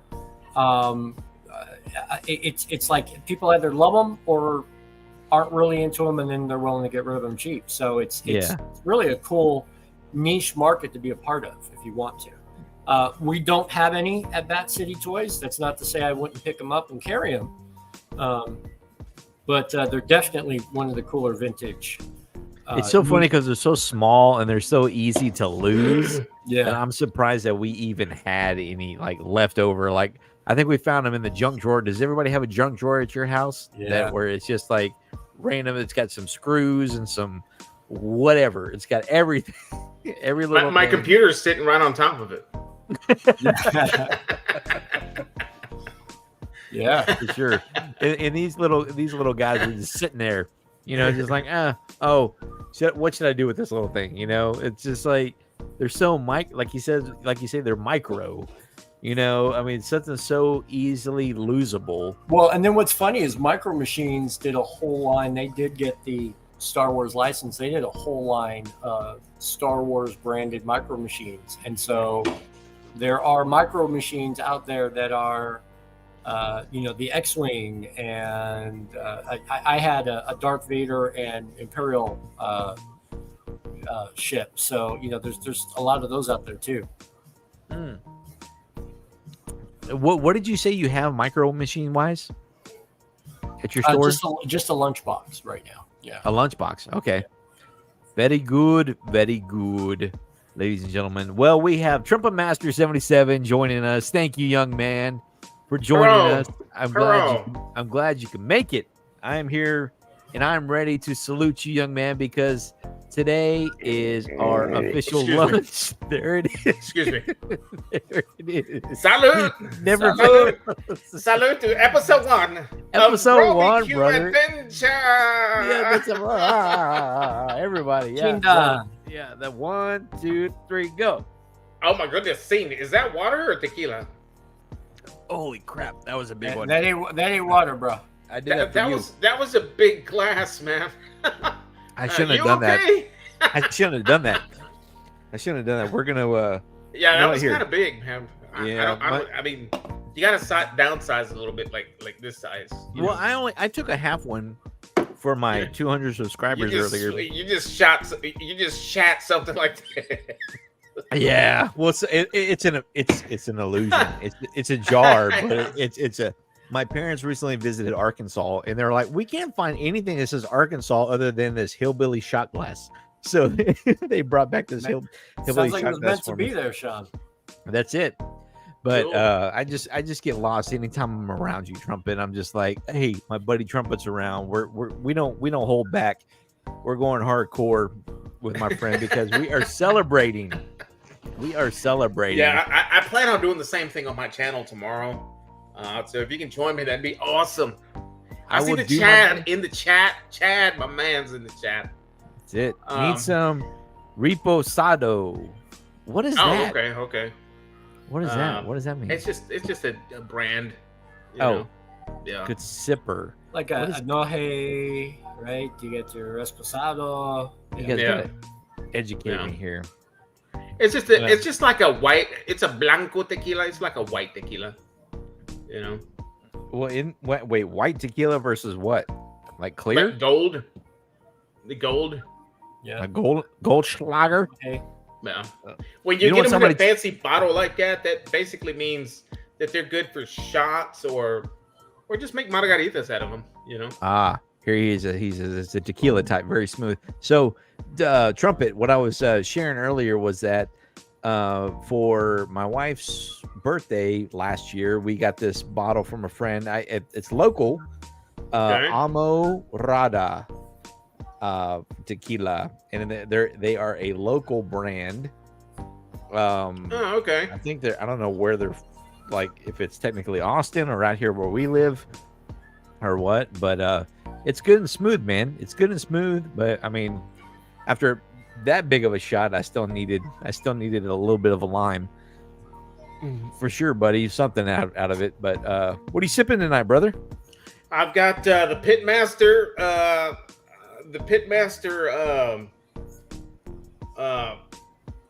Pilsner from Twisted X Brewery, Dripping Springs. And I have Jack Daniels and Coca-Cola. Oh, man. Double fisting tonight, ladies and gentlemen. Are you planning on sticking around for our late night show? Yeah. What time are you logging out for this one? Oh, I don't know. You're just not showing up, man. So the party's just begun. That's what I'm talking about. Dude, I know the party just begun, but I have to go do dad duty. I gotta go and pick up another kid up the road real quick at the pizza joint. Unbeknownst to me, I had to do that. I just found that out on a text. No worries. I will be right back. 5, 4, 3, 2, 1. Peace, brother. Thanks for coming by. I'll be right back. Don't go anywhere. I'll be right back. I'll be here. I'll be here for a little bit. Good old Trumpet. Thanks for stopping by, brother. Good old Trumpet. Supposedly he's going to join us for the 10:30 late night show of the Real Life Perspective. What time is it? 8:02. And then we've got Gino working hard. How about another trivia question? Well, let's just answer this first one. Which video game company invented the first console? That maybe I should wait for Gino on that one. Let me just give you another one real quick. Who do we got? Oh, it's Nightbot. It's Nightbot.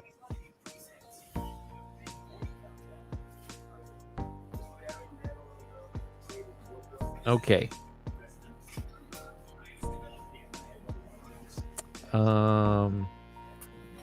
What year saw the release of the first game of Call of Duty? What year saw the release of the first game of Call of Duty? Good question. Good question. That's a man. That's a head turner. Hey, Sean, I hate to do this to you, but we got to shut down here at Bat City Toys for the day. All right, brother. We're due to open up again, but man, this has been a blast. Thank you for the invitation.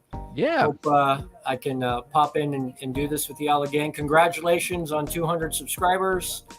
And thank you very much. Let's definitely, if not sooner, touch base for the September 1 launch of the next show. And salute, my friend. Yeah, absolutely. Thank you for coming by, Gino. Congratulations on all your success. I'll be by sometime in this month of August. Okay. I saw you took a snapshot with what is his name? Cold War Toys. Yeah, Daniel. Yeah. So we'll take a picture together. and that way you can promote it on your thing and let you know as we get closer to the date of the release. So I'll swing by because I need to pick up a Boglin from you, and I also need to get I think Leatherhead if you have them in stock. I do. And we'll pick out what other Ninja. We're on the carded Ninja Turtle or hunt, not carded, what you want. You know, you're plugging it for me. We've done a lot of restocking at the store, so sweet brother. Looks like so a new card yet. So I got a few things to pick up from you, man. So we'll be there at some point this time in August. We got a lot going on, but I will. I'll send you a message and let you know when I'll be by, or we'll just swing by. You know, all that good stuff. But thank you so much for coming by, brother. It's nice to see you, and we will catch you next time, man. All right, take care. Take care. Bye. All right, ladies and gentlemen, thank you for sticking around tonight. Man, what a fun show this has been. I know Trumpet swiped in there for a few minutes, but man, I don't know. I'm kind of feeling like maybe we should just kind of take it easy for a little bit because we still have our 10:30 late night show coming up. What do you guys think? I don't know. Or we're going to watch Are You Afraid of the Dark? You know, what we're here to do, ladies and gentlemen, is we are celebrating 200 subscribers. And the, what else are we celebrating? Oh, there it is.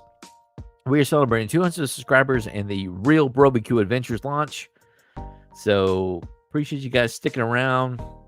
You know, we went through our top 3 Nintendo games. We pretty much went through everything, man. I guess I should answer this final question. What was it?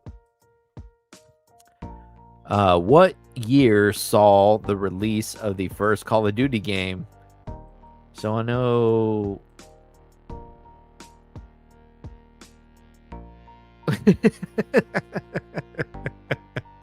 I will do my best. But you know, it has been a great day. You know what? Hey, how about this? Let's take a look over and see where we're at on the freaking here. Look at this, man. So I had 216 subscribers this morning. I gained 4 subs after this release. So thank you everybody who hopped on there and commented. Joey, I hope you can make the 10:30 showing tonight. Joey Finds Toys is supposed to join me tonight, and it's going to be a blast. Everett, where are you at, man? We missed you tonight, buddy. Let's see. I've got 85 views. Dude, that's amazing for somebody like me. You know, with 220 subscribers. Tomorrow morning at 8 a.m., we have the Real Life Adventures episode 2 releasing. Hey, you guys want to do a quick teaser? You guys want to see a little bit of what's to come for that? Okay, hold on. I'm going to set it up. But I got to stop that screen. The IT stuff. I tell you, the IT stuff of having to deal with is just, come on. I love StreamYard. It's free. It's 100% effective. Let's do this. And I'm just going to talk to myself for a second. I'm going to give you guys a quick little teaser. Chrome tabs here. Audio. All right, ladies and gentlemen. Let's give you a quick little teaser of what you can expect at 8 a.m. mañana. Let's turn the volume up. Turn that there. And then hold on. I got to pause that. Okay, here we go.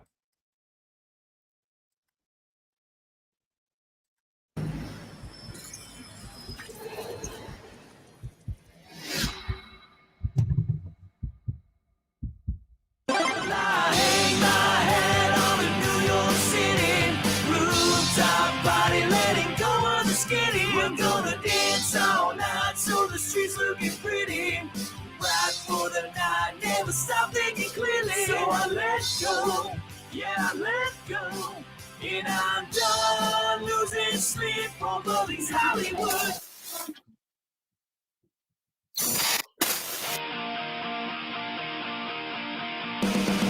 Good morning, my friends. It is a beautiful, beautiful Saturday morning. Hope you're all doing well out there. Today we got a special trip planned.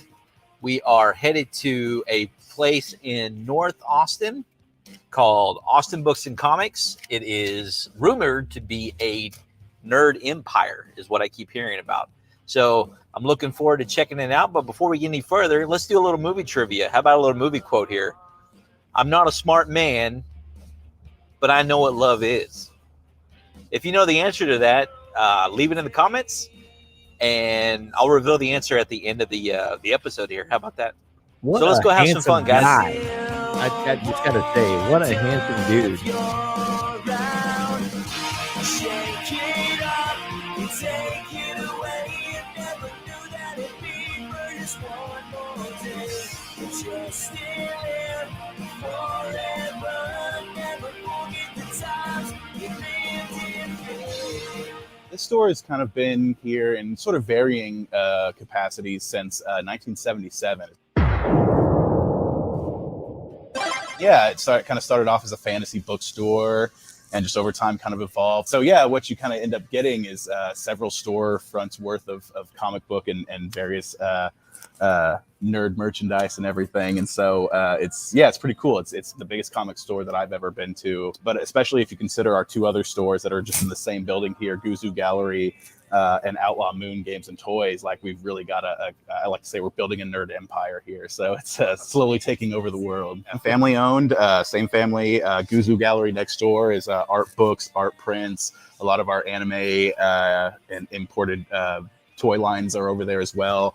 Very kind of niche stuff. It's a lot of fun. We do a lot of we open a lot of art galleries over there, a lot of horror movie themed art galleries, a lot of Godzilla themed art galleries, a lot of stuff from like local artists. So that's just next door to us here in the building. And if you round that corner, you would hit Outlaw Moon Games. Jack Black. Oh, Jack Black. Yeah, it looks just like him, right? It looks like Nacho Libre. Does it not look like Nacho Libre? That is too funny. I was just teasing. Nachos, then whose is it?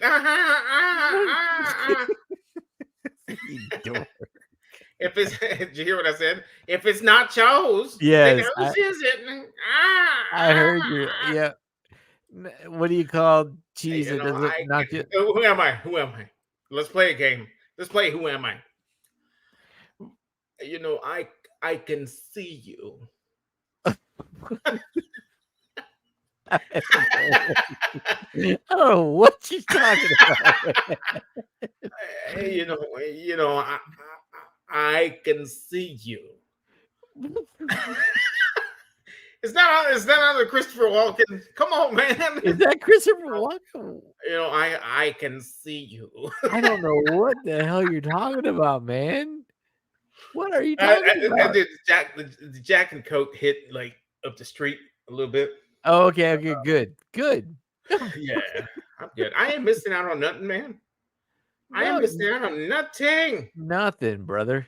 I'm glad you are here. In the chat, Sam Gillaboo is saying 1942 was the shizzle. That is 100% correct. My brother from another mother, number 3. 1942 was the shits. And I think they came out, the second one, like they didn't come out with the 1942 part 2. They came out with 1945, if I remember correctly. Because, I mean, I like those kind of shooters, those shooter games like that, where you can see your spacecraft and you're shooting stuff out of the sky. It's almost, it reminds me of games such as the one that started it all by the name of Garaga. But there was another one that I used to play a lot, and it was just a Mac. Bro. It was a Mac game only, and it was like mid to late 90s. I think it was closer to the late 90s. Aperion. Did you ever play Aperion? Oh, it's a game. I never know. I never know if you're being serious. Okay, hold on. I gotta research that one. Hang on. Aperion. If I could get my hands on that game, I would download it like right now and play. Aperion. Yeah, Aperion. Spell that for me. Aperion. Aperion. Aperion. No, it's got to be like Aperion. Was it an NES game or what? No, it was a Mac game. It was a computer game. Mac, you nerd. Man, you know I'm all about my Apple. Aperion. Is that what you're talking about? Aperion. Aperion with that game was super Dude, addictive. I had no idea you were a Mac guy from the get-go, brother. Wait, is this hold on? Is this what you're talking? No, this can't be it. You didn't know? Well, I knew you were bougie, brother, but I didn't know you were like Mac from the get-go bougie. Hold on. Yeah. Mac video game. That can't be right. Nah. It was a Mac game. You just played with your mouse. It was a mouse game. It was very much like Centipede, but it's called Aperion, and it was a lot of fun. That game was a lot of fun. Is it? No, that's Apparition. You completely misspelled it. I can. Whoops. What the heck? Hey, man, I went to school in Texas. Forgive me. Yeah. Okay. Public schoolings. Aperion. Oh, wait. Take care, Sam.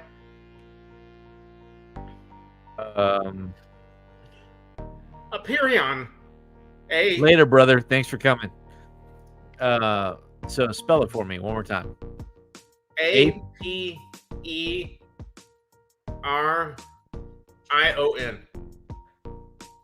Mac. Oh, wow, this dude's I popping used up. to love that game. It looks like Tetris. No, let me see what you get. It was not Tetris. Let me see what you got. Yeah. That's it. That's it. Yeah, that's it. But you're a little craft at the very bottom. You're that little diamond. Oh. And you're shooting. You're shooting the centipede coming down. Okay. And you gotta blast the little mushrooms to make room. Oh, dude, that game was so addictive. Oh, dude. I used to love it. Okay. It's a like you said, a knockoff of Poo Poo Monsters, Space Invaders. Yeah? Mm-hmm. Right? Yeah, okay. I see what you're rocking here. Yeah, nice, yeah. man. I used to be really into that game. Oh, and by the way, it's oh wait, never mind. That's somebody misspelled that as well. Aperion. That's a Mac game. The only Mac game I ever played was in elementary school, which was a little game called Oregon Trail. Oh, yeah. Did you die by a snake bite or broken leg? I got, it's funny. I picked up a t-shirt on redbubble.com, which I love.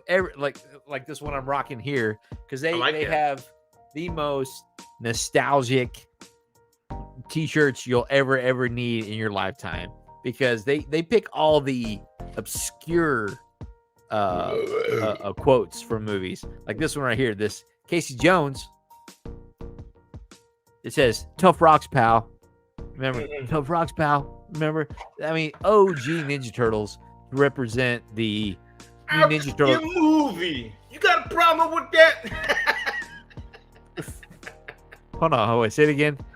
Say the first part. I see a movie. You got a problem with that? I think. Okay, so he's like, "What's the line, man? What is the real man? It's bugging me. It's bugging me like crazy." He's like, Where are you going? Why don't you just hang out with us? Come on, the chat, help me out, brother. Yeah. Oh yeah. Out for a movie. Yeah, they go. That okay with you? That's what he says. That's what he says. That's what he says. That's the same night that he meets Casey Jones. Casey Jones for the first time. But here's a trivia question for you: what movie did he go watch? Oh. When he walked away and it says, "Who thinks of this stuff?" Where did they come up with this stuff? Yeah. Good question, man. Good question. Hold on, I gotta think. I just watched it not too long ago. Man, I'm getting so freaking old. I just remembered it. Hold on, I just watched it not even a minute ago.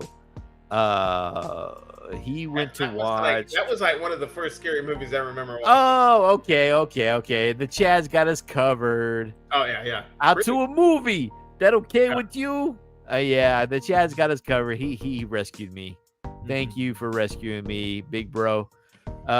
Critters. Yeah, where do they come up with this stuff? Yep. Classic. That dude.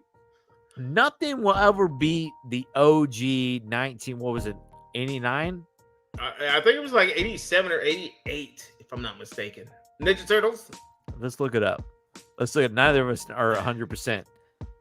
TMNT. I'm gonna say 88. Okay. TMT. I don't know what it is. OG. It couldn't have been 90. It could not have been 90. No, I think it's 1990. I bet you. You know. Here, I'm gonna hold off. The Chad, tell us, is it 1990 or 1989? No, not Critters. Was 87. Not Critters. So that means it had to have been. Yeah. No, both of you. Both. So what do you think? Well, okay, Trumpet. I have the answer right here. What is your? Well, now now that new information has made its face shown, I'm gonna say it was 1990. Final answer, 1990. Okay. Wait a minute. Who the hell is popping in here? I got somebody in my backstage just popping in up on me. Oh, what? No. I got somebody in my backstage over here, brother. I haven't seen this fool. Dude, this guy I have not seen since my single days. Dude, that's how OG this fool is. I have to bring him on. The Chad, you have the StreamYard link. If you want to jump in, please jump in, because you know this fool and you know how much he's been wanting to talk to you. And of course, he's been wanting to talk to me because perhaps y'all can have a nice reunion. I'm a reunion, dude. I have not. I've been texting with this fool over months now. And are you gonna let him on? Oh, I'm gonna let him on. I'm building it up because I want that money shot to be. I want that money shot to be there. But I also know he's a busy guy because he works in the industry. And I'll tell you what. You remember I told you earlier, Tom Holland, the new Michael J. Fox. Dude, here's something we need to watch together really quickly, and I want you to Google that. And we need to watch it really quickly. So somebody made a deep fake. You know what a deep fake is, right? Oh, yeah. Yeah. They made a fantastic fucking one that's going to creep you the hell out. And it's a Back to the Future deep fake. No. And it's a scene. Yes, listen. So let me lay it out for you right here. So the way that it goes, the whole thing goes, okay? It's the scene where Marty McFly and the mad scientist are in the school, and they're in the hallway. Okay. And it's in between classes. Okay. And Marty McFly finds out that his own mother has the hots for him. And it's him and Doc Brown in that school, and they're talking about it. Google that deep fake where I'm sure you can find a video on YouTube that we can watch really quickly. Tom Holland is Michael J. Fox, and there is a certain Avenger that plays Mr. Doc Brown. Oh, okay. I need to look that up. I'm going to look that up right now. Well, in a second. But before, you look like you got to make a pee-pee. No, I'm just excited because I have not talked to this guy in probably, I don't know, 10 years. 10 years. Bring him up, man. Bring him up. Okay, here he comes. Give me a thumbs up if you got your audio. You ready to go, brother? Let's do it. Okay, he's ready.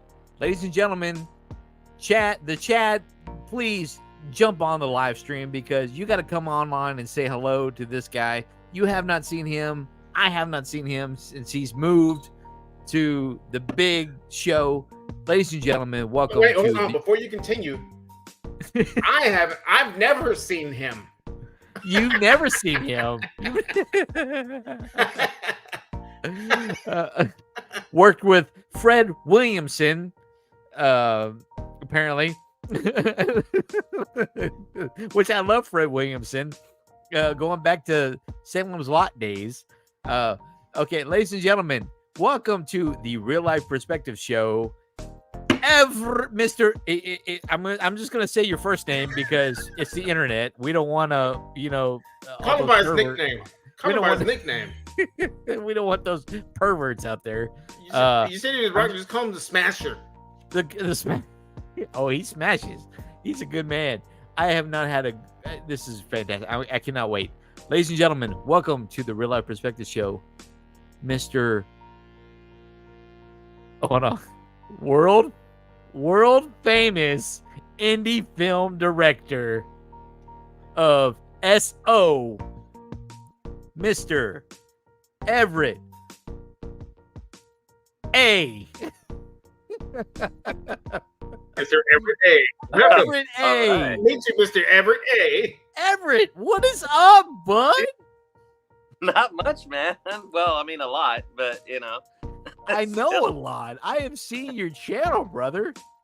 You are busy man out there in the world of Hollywood. Drop the link. Let me subscribe. Drop the link in the chat or type real in the chat. Why not? See. Here, you know what? I'll just do it because my freaking Nightbot has been insane lately. Hold on. I got to do it for you. Oh, it's not working? Yeah, dude, it's been glitchy ever since. Yeah, like he put real in there, and my Nightbot it's just. Oh, please check it. Oh, never mind. It works. It works. Okay. Real. Just put real. Put real in there. See what happens. I had to test it. Just type real in the where. If he doesn't do it, so tell us some more about this Hollywood. About this Hollywood career that you have. Man. So before Trumpet, there was Everett. Oh, that's all I gotta say, Brad. Before Trumpet, there was Everett. Because over here in Austin, oh snap. I'm bringing him on immediately. The Chad has joined the live stream. Or what I like to call him, Cadillac. Cadillac. Very nice, very nice. Cadillac. What's up, Mr. Cadillac. Trumpet? What is going on, Mr. Cadillac? Not much. Man, look at you, man. Everett Aponte, how you doing, sir? Dude, Chadrick, I'm good. How are you? Can't complain, living the dream. I'm loving the beard, man. Loving the beard. Thank you very much. Someday, I'm not there yet. It just takes the will to say no. I'm not going to shave today for about 2 months. Believe me, That's I have plenty of that will. Yeah, brother. Where you at? Are you in Germany right now? Where you at, brother? I'm in Los Angeles now. L.A. La La Land. La La Land. Yeah. Are you striking right now? No. My union is the only one that didn't strike. Okay, cool. Well, No, hey, bro. Put it this way: if you have a sack of people up there striking, give me a call. Yeah. The Real Life Perspective knows how to contact me. I'll slide right in there. Go ahead, Everett. A lot of shit for brokering a deal while the actors and the writers didn't broker a deal. My union brokered a deal, and so now we're looking like assholes. You scab, you. Everett, so just so you know, I went to community college in my community college film school And striking means you're about to turn on a light. Just so you know, it's a warning to let you know, hey, hold on, let me turn this off. Yeah, that's a good point. So that's what all those people are doing out in front of those striking, just turning on lights. All the time. That's what striking means. Just so you know. Yeah. And striking their way to the unemployment line. To turn off a light, you normally I say striking to turn off a light, but because that's when they say strike the set, that means take things down. But the more common term is saving. So you can say saving and then turn off the light. Oh, that's not as big of a deal. See, there you go. I'm learning stuff every day. Fun stuff. There you go. Okay, I just subscribed to you. Awesome. One more. Okay, he's got a couple. Dude, bro's got he my man Everett's got it going on. He's got a few channels going on, but let me send you another one. That I put on is the real channel. I've got my own personal channel that doesn't do much. That's mostly me just I subscribe to Everett Joe Entertainment. Everett Joe. That's the one that matters.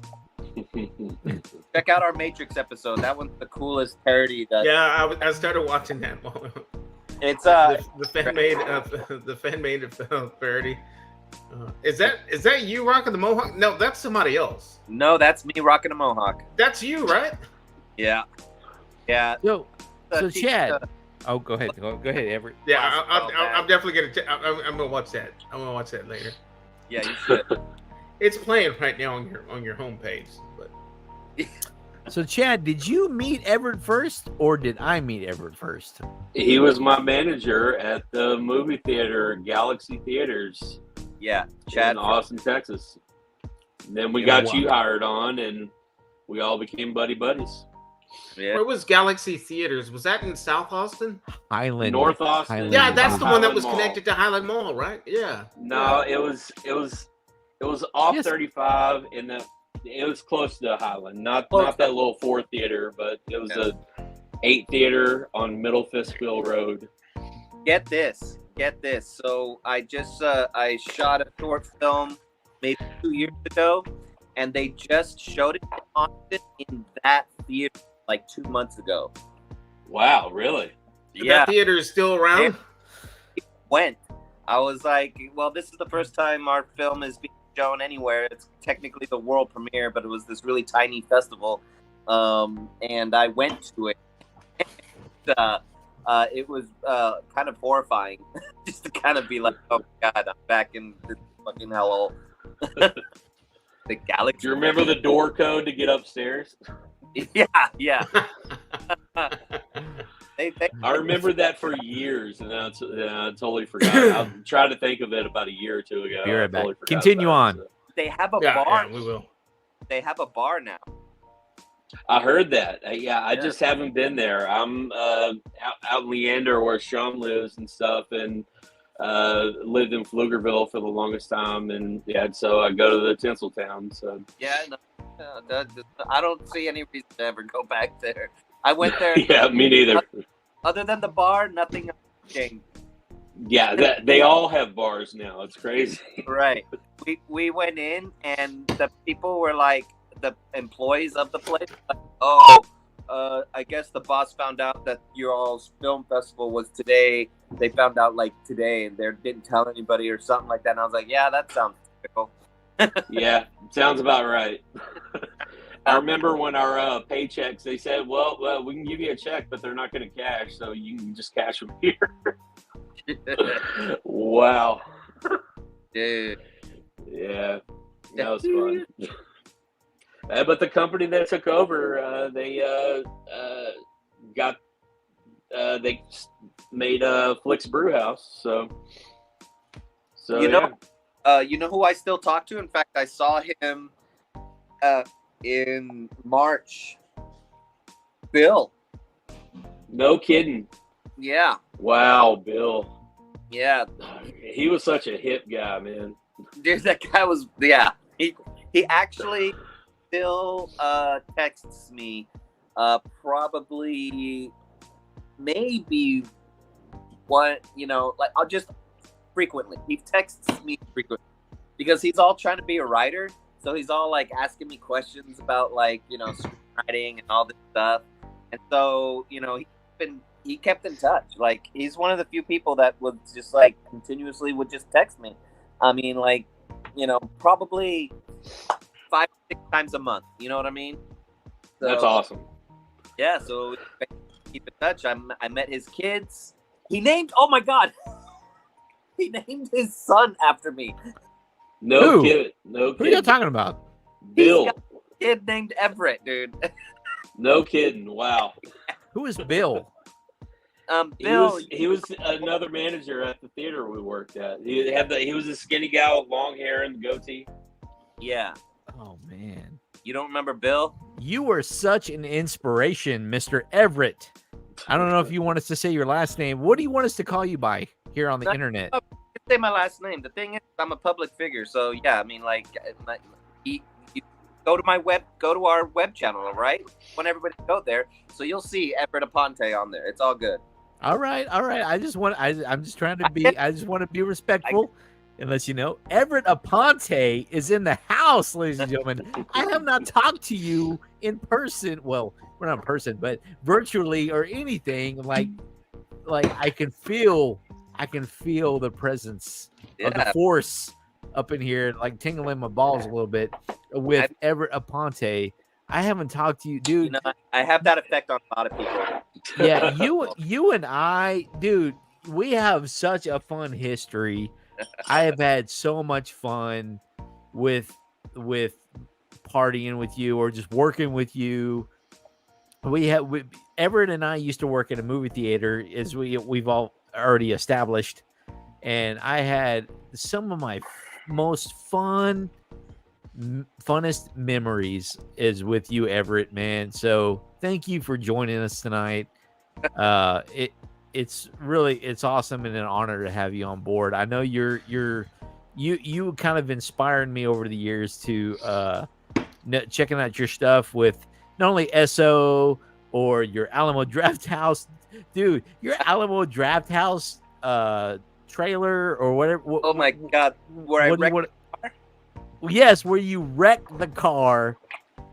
Just takes me back so much, dude. And I mean, I still look back to that every day, and I'm like, I have never met somebody who's been so dedicated.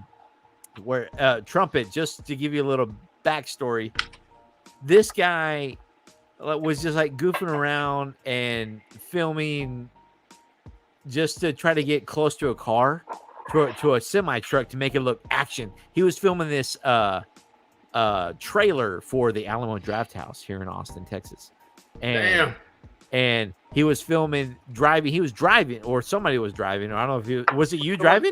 Yeah. Okay, and he had his cinematographer filming in the car in front of him, and he was like, okay, I'm just gonna try to get really close to this semi truck.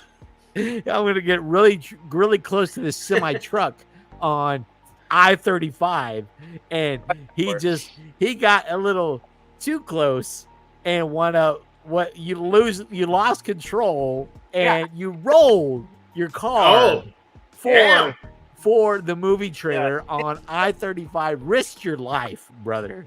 Hit the car, You rolled the damn car on the interstate? Yeah, I rolled the car on the interstate. Damn. Lucky, man. Landed on all fours and almost got killed by like an ice cream truck after that, because I rolled onto the side road. Did you say an ice cream truck? Yeah, an ice cream. And then I stopped in time and rolled off. I got out of the car and was like, all right, well, that car. And then did you jump out and be like, cut?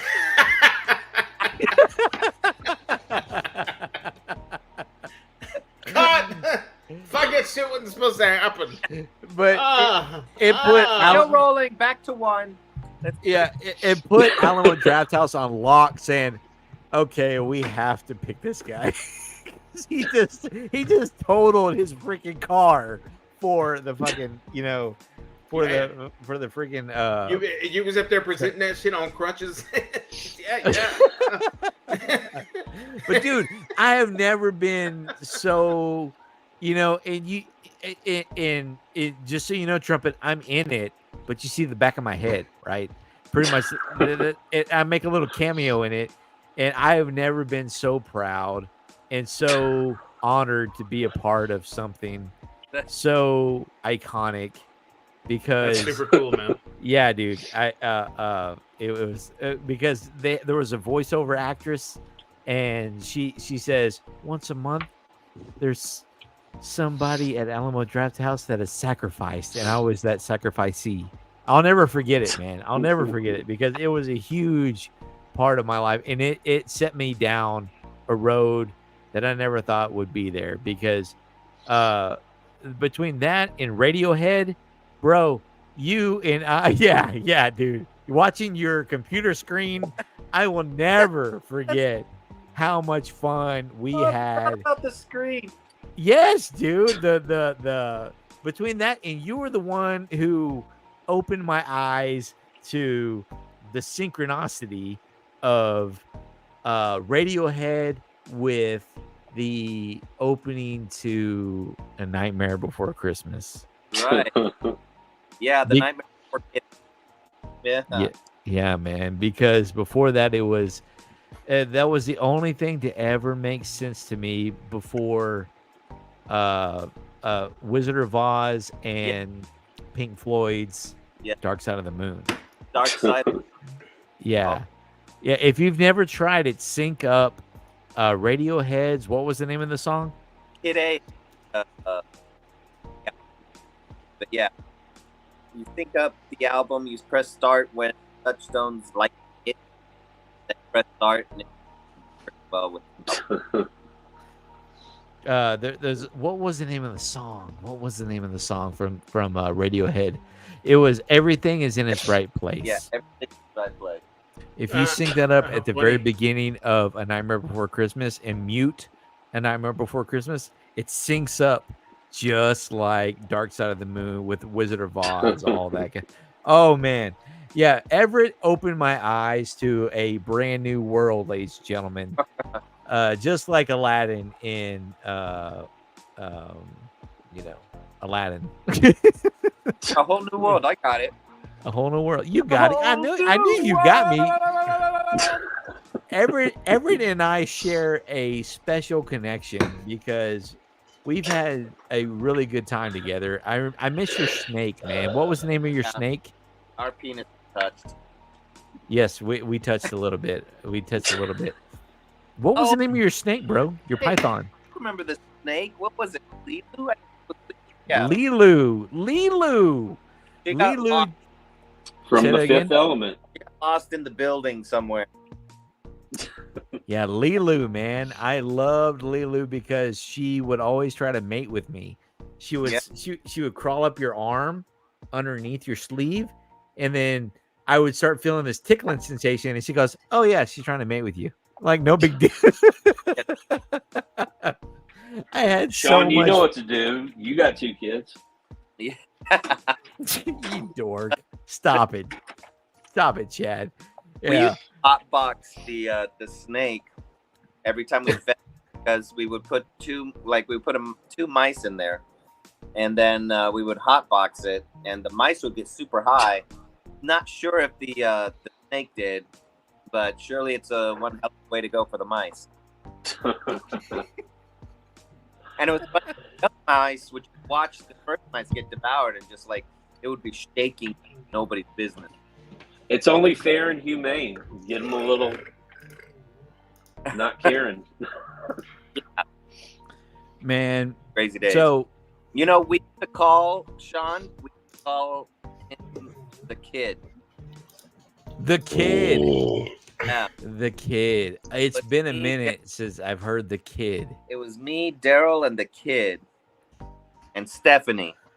Oh my gosh.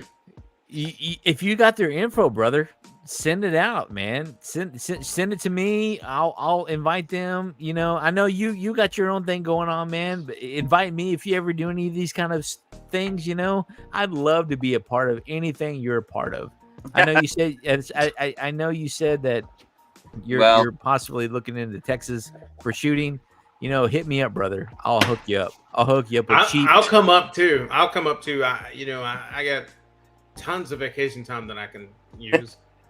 My buddy Trumpet, he is a film enthusiast as well. He is. I mean, we'll all, you know, we just want to support you, brother. You know, we appreciate. We're so happy to hear that you're doing so well out there where you're doing. In the Hollywood land, and I've seen your videos, I've seen your red carpet stuff, man, and you texted me offline about some of the people. You know, I'll never forget it. You know, it's good stuff, man, and I appreciate it. Thanks for keeping in touch, man. I'm so glad because I'm just glad, man. So thank you for keeping in touch, brother. I know, you know. I don't know. I know you're doing your own thing, and so is this your wife in your videos? Is this your partner? I don't know what do they call it these days? Yeah, she's my partner. My life you're acting partner. like you're not married, Sean. Permanent roommate. With paperwork. Yeah. So like a few years back, I worked on a movie in Germany. And I was the assistant director as well as one of the actors. And one of the actresses was her. And so that's where we met. We met on this movie in Germany. Yeah,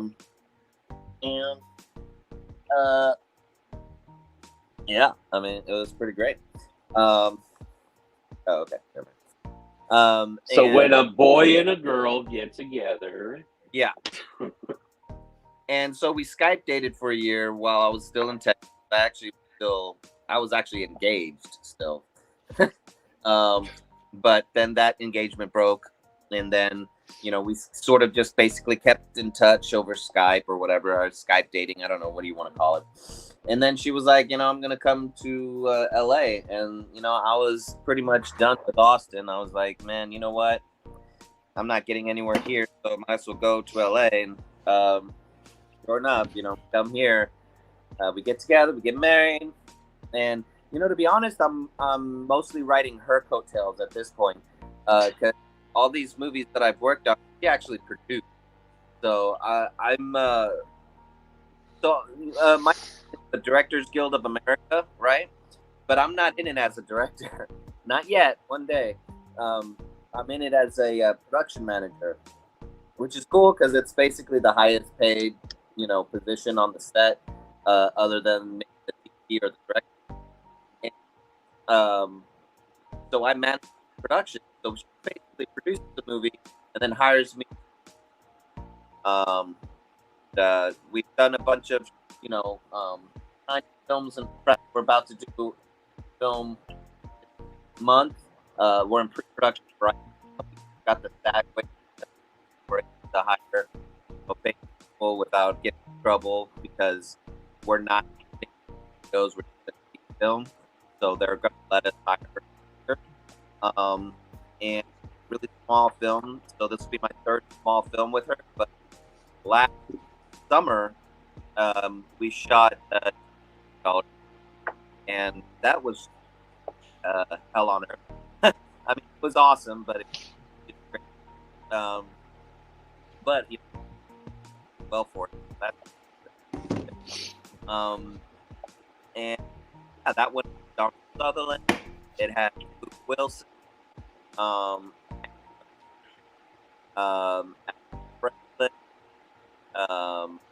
couple other people that are.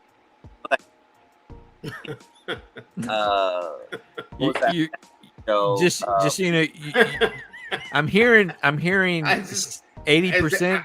You cut out a little bit. Yeah, I heard Donald Sutherland and Luke Wilson. That's what I heard. Check out his social media. He's got pictures all over there. Yeah, but that's what I said. I love Luke Wilson, man. He's awesome. Yeah, let me tell you something, dude. And I mean, I don't know. I probably shouldn't say anything. This is broadcast. Never mind. I probably can't say anything. But you told me Good old offline. Texas That's boys. why I know you can only say so much. I can only say so much. I let me just say I used to like him a lot. You know, I was a big fan of him. But I don't know if I'd ever want to work with him again. There you go. About it. That's there all you go. I remember us texting back and forth a little bit. Every time I think Luke Wilson, I think the movie Old School.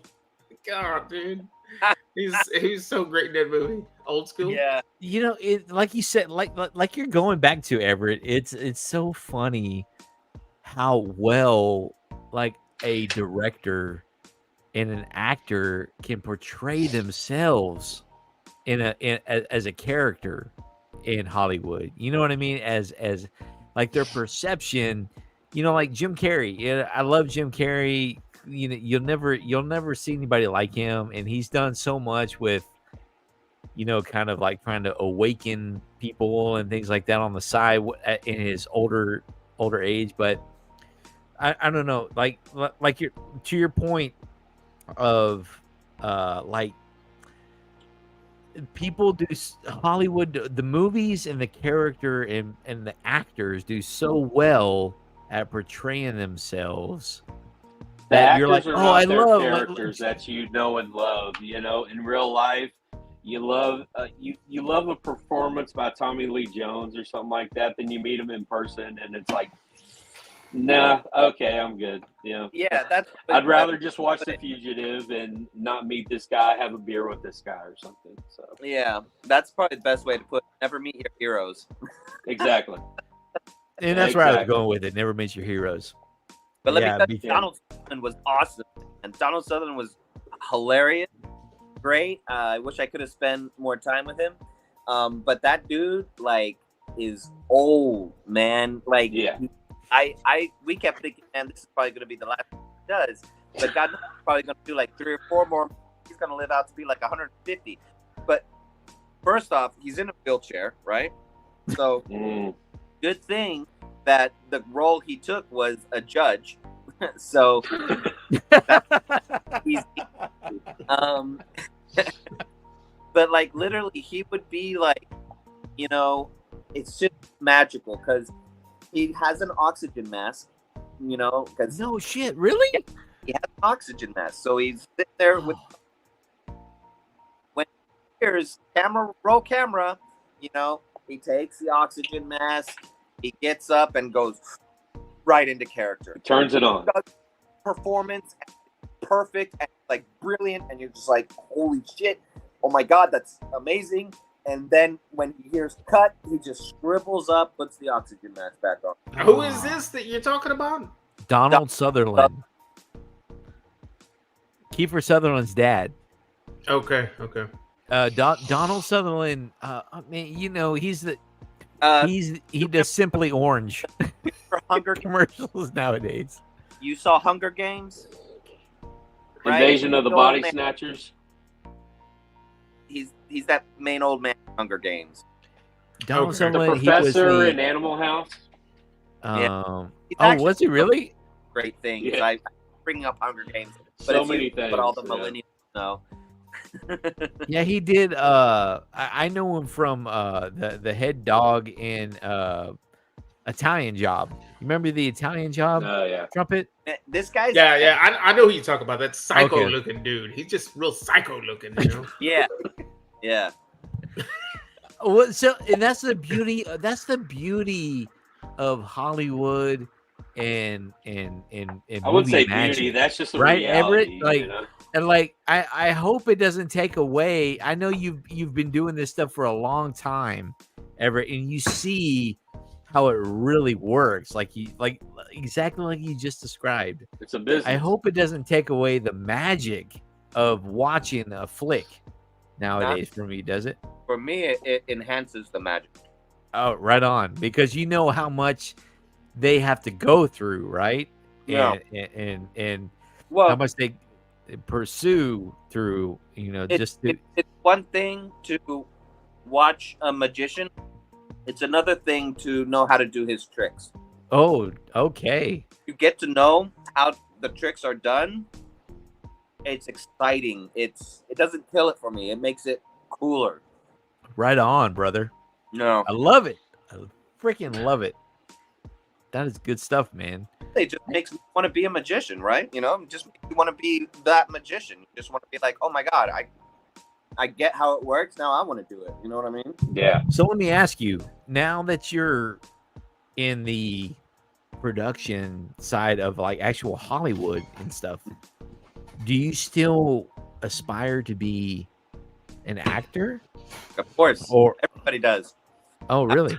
I don't care who they are. Everybody aspires to be an actor in this town. It's what would weird. you what would you rather act? What would you rather act in? An actual movie or like a show? Okay, there's two answers to that. I can reframe that question. What would you rather do? Have you know, let's see, fun, you know, doing your craft, or would you rather make a lot of money? So a lot of money is on the movie, right? No, the other way around. The show, yeah. TV is a lot of money. There's so much more money in TV.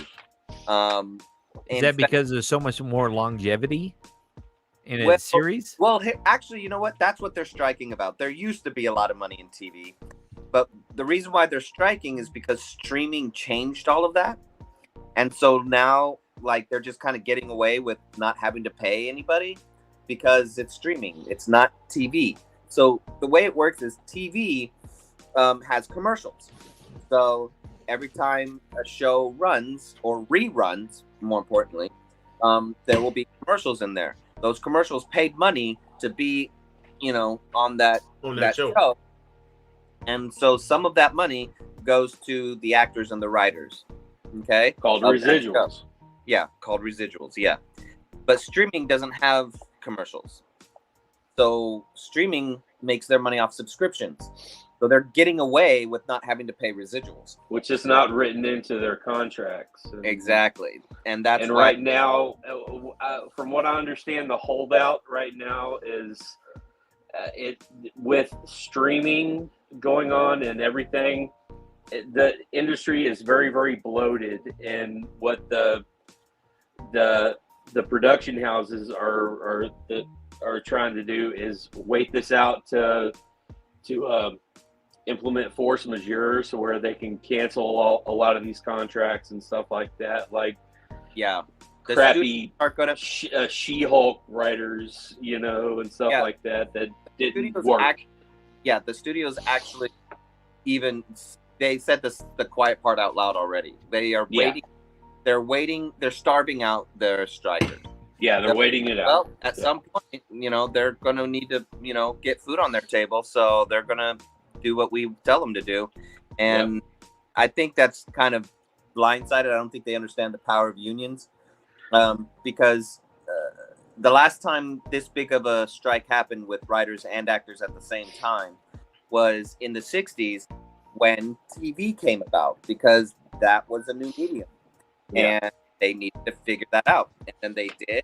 And that's when I would say was the great time to be on television, because you would always get money. Like you could survive in LA having small parts, and all you need is a few small parts that just keep getting reruns, and you could actually live the rest of your life pretty healthily. Yeah, that's nice. I'm down. Sign me up. Yeah, right. Like, and you know, if they're gonna stay on strike, just bring in new talent. There's so many talented people out there waiting to get their foot in. Yeah, that are hungry. It's kind of a loophole. I'm listen. No offense, Everett. I'm not on either side of this, and you know, so from what, it's not reading the contract, and it's really, it's not. It's that the writer's fault. At the same time, it's like when you transfer a product to another medium, contracts are supposed to be updated, and apparently that wasn't like in the early 2000s when there was the strike. It was over DVD rights and stuff like that. Now with streaming, and the past couple of years with COVID, they let this slide, and now it's become the ball was dropped during COVID because of the sweetheart deal they got from that with the bailouts and everything. And it's bureaucracy in the short term, and it's a complicated thing. I used to always say I hate working with unions, but I love being in one. I hear you. Yeah. Like when we're producing movies, the unions are really, really hard on me to get things done in a timely manner, and they're forcing me to hire people I don't want to hire, that sort of stuff. But I have no choice. I have to work with like, dude, Teamsters in New York, they're like mafia. Yeah. They're off on the side with a clipboard. Yeah. Those drive nuts.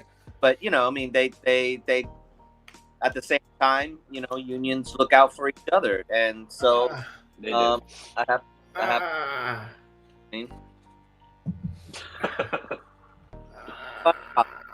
Ever we hijacked the stream, so I know. Over. Over Hollywood politics. Sorry. No, I love it. It's interesting. I love that. At least you guys are in the know. I don't know.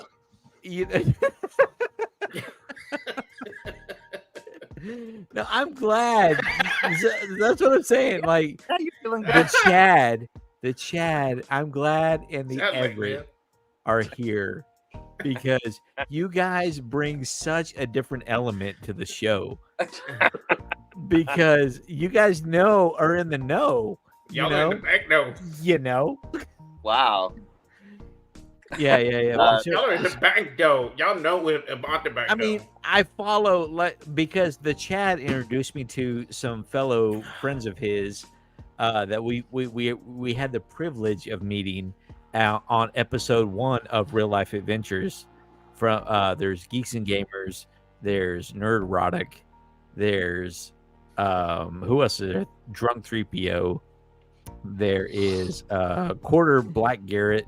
There's all these great people that my brother have introduced me to the world of Hollywood politics, and I keep it in mind because I have chitlins here at the house, and I have a 9-year-old and a 6-year-old. You see me look up. Do you have kids, Everett?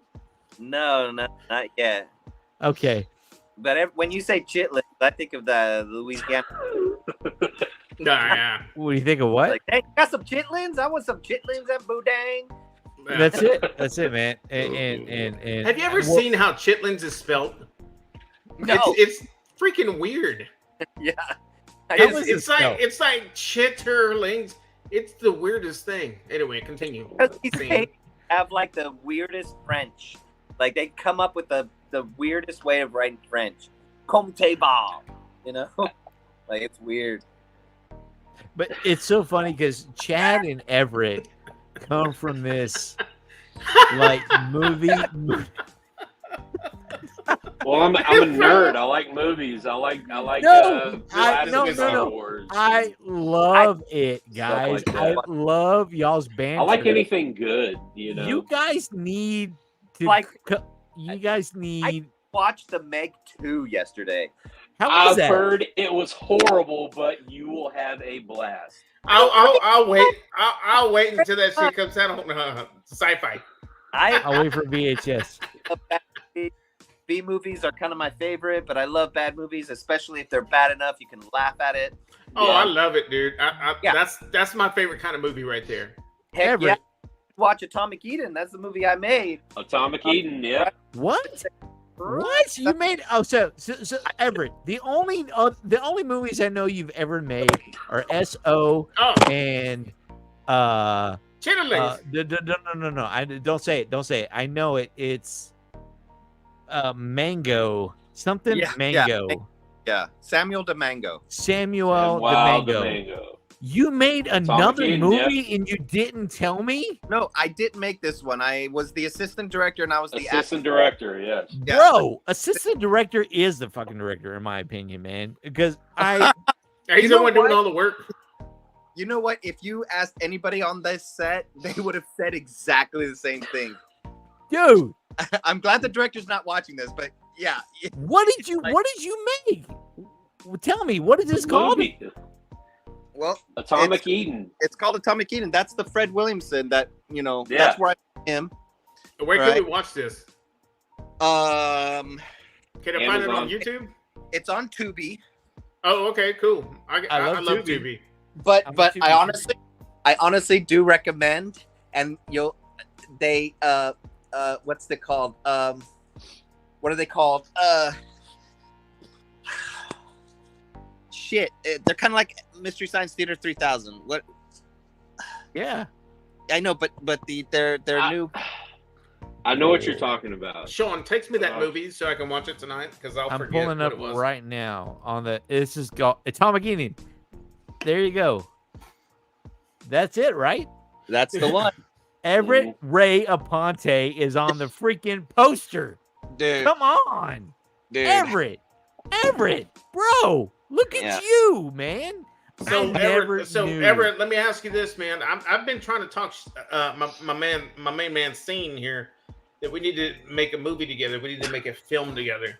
So what do you? How can you help me talk him into taking that big leap? And you haven't seen Contagion? Oh yeah, I love that movie. Hey, it's Containment with a K, brother. Oh, don't be saying Contagion. Sorry. Don't be saying Contagion up in here. It's Containment with a K. Containment. We watched that movie here like 5 times, like a whole group of people. Dude, it was just a freaking fantastic time, dude. Quit it. Just awesome. And didn't have the flair of SO security. If you watch Atomic Eden, I highly recommend not being sober, but if you have to be, then definitely be around friends.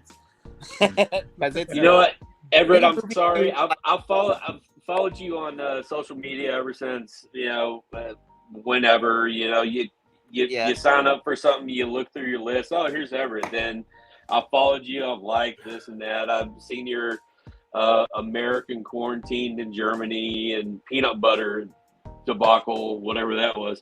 They don't like peanut butter in Germany apparently, or Europe, and and I've seen a lot of them, but I'm sad to say I have not picked up your Atomic Eden, but I will remedy that. So yeah, don't worry. That's no big deal. Like it's out there, man. It's not like I make money on this movie anyway, but hey, it is like when I was in high school, friends would go to the Blockbuster and look for the worst titles we could find, and then go home and watch them and have a great time. So that's it. I love those kind of movies, man. Yeah, I love those kind of movies. I have a personal.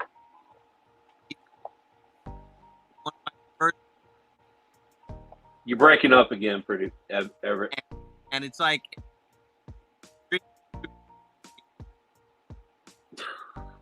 So, and I played this cowboy. Now, the only reason I played the cowboy because the guy didn't believe that I was from Texas. So the producer met him market. Guys like loving. He's like he's not your typical American. Whatever. You're breaking up really bad, Everett. Sorry. So anyway, I meet the German guy, and we hang out, and he's liking it, and he asks me where I'm from, and I say I'm from Texas, and he's like, "No, you're not. You're not from Texas." And he goes into his phone, and he shows me a picture of a person, and he goes, "This guy from Texas." And I look at him, and I go, "Oh yeah, that guy." And he goes, "Oh my God, how did you know?" I'm from Texas, son of a gun. And you know, so he decides to this movie, put in this character, and he has me play a cowboy character. Let me tell you how B movie this is. On the set, I do a scene, and he says cut, and he goes to me and goes, "Everett, can you be more Texan?" And I'm like, stereotypical Texan.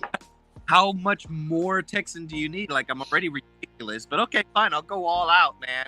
And yeah, so I gave them like the most ridiculous Texan that you could get, and it just fits so well with this. So bad, it's so wonderfully that can't help it. Have fun. Well, I'm gonna check this out pretty quick here. So yeah, I've seen that. I've seen the picture of you with the gun and just forever on your social media. Yeah, and I was like, God, I keep on needing to check this out, but I just never have. And sorry, brother, but worries. We're all busy. We're all different lives, man, and all that. So when did this come out, Everett? When did this come out? 2015 or something like that. Out like for me.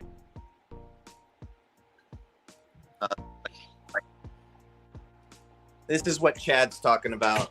What was your what was your most on set, Everett? What was your most and I might have missed this already. What was your most memorable moment on set of this movie? Of this movie? Well, it has to be. All right. Well, it's gonna have to be this. So another reason why I got the part. He asks me at the American Film Market. He says, "Hey, do you know how to ride a horse?" And I get back to him, "Well, I'm from Texas." So, notice how I don't say yes, but I definitely don't say no. And that's because I wanted him to hire me, so he hired me. The politician's answer. And put you in he put you on a damn horse. He didn't know what to do, huh? Yeah, so I get. Like, do you know how to do this? Well, the job got done, didn't it? So, the day comes when I have to ride the horse, and so I'm from Texas. The producer guy goes to Fred Williamson, and he says, "Hey, today's the day where Everett rides a horse." And Fred tells him, "Well, does he know how to ride a horse?" And the director says, "Well, he's from Texas." Fred Williamson goes, "That doesn't mean anything." Oh, so he was the brains of the operation, huh? Did you ride the horse? Sure enough, the first take, I'm riding that horse. I take a turn to the right, and I fall right off the horse. Oh, man. With a saddle and everything? I wasn't allowed on the horse ever again. Oh, come on. It's a lot of extreme close-ups from there on out. I mean, I would have been like, well, the horses in Texas are different. I mean, I don't know what kind of horse this is.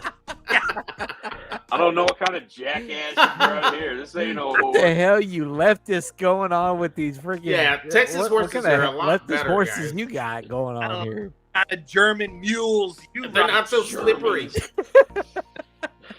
You're from Texas, right, Everett? There's your agriculture horses. Come on, man.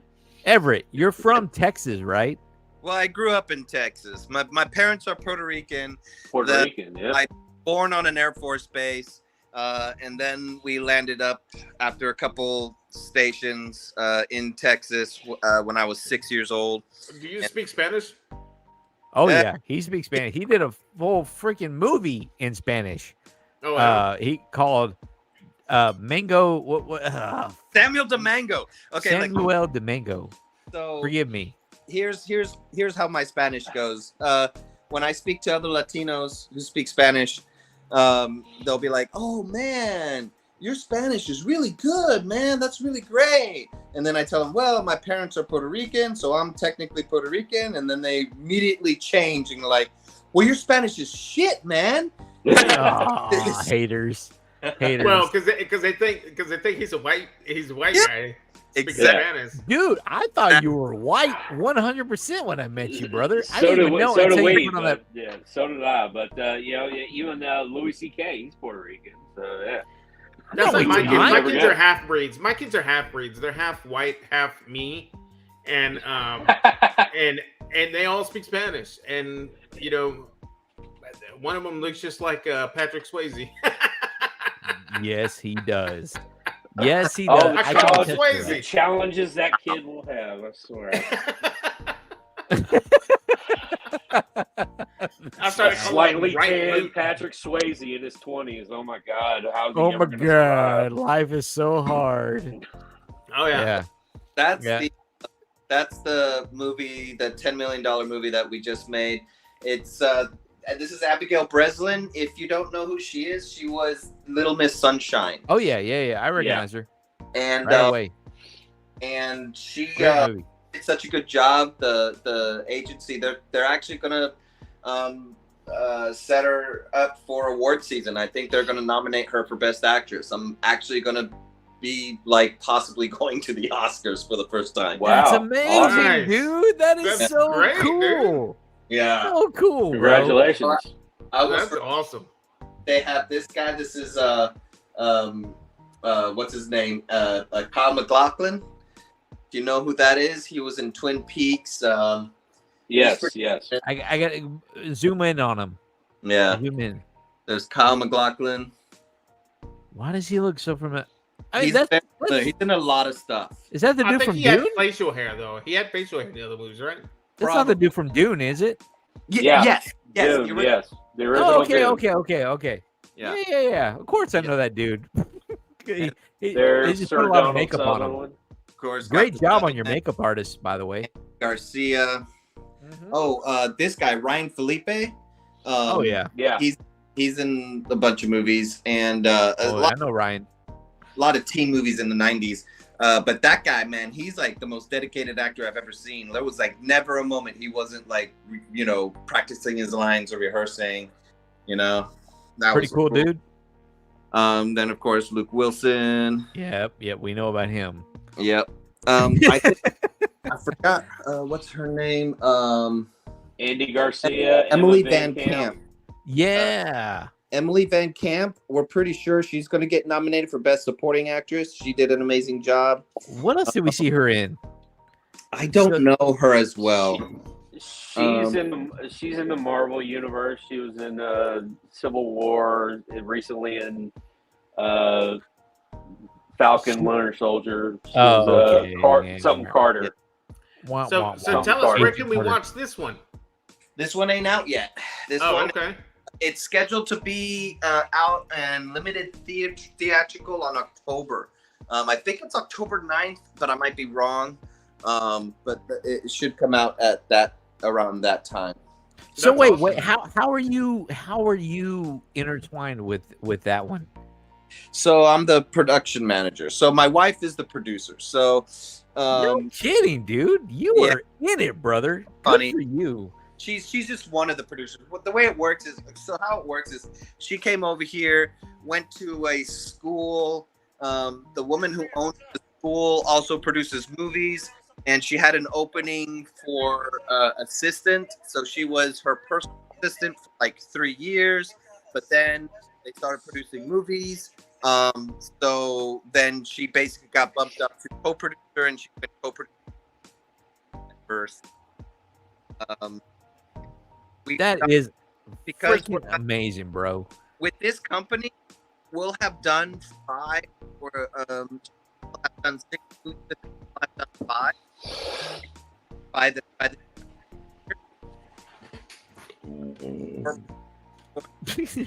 of our Louise.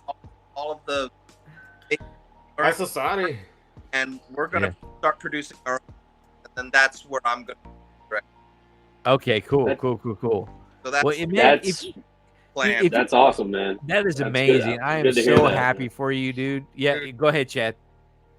Yeah, I'm just glad to hear that, man. I really need to keep up more with you on the socials and DMs and all that. I'm horrible with social media. I hate it.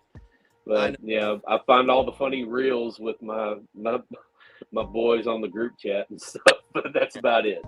So, but yeah, congratulations, man. I'm happy for you, man. Your wife seems like a sweet one, and she's sounds like a keeper. So, I mean, she's sweet to us.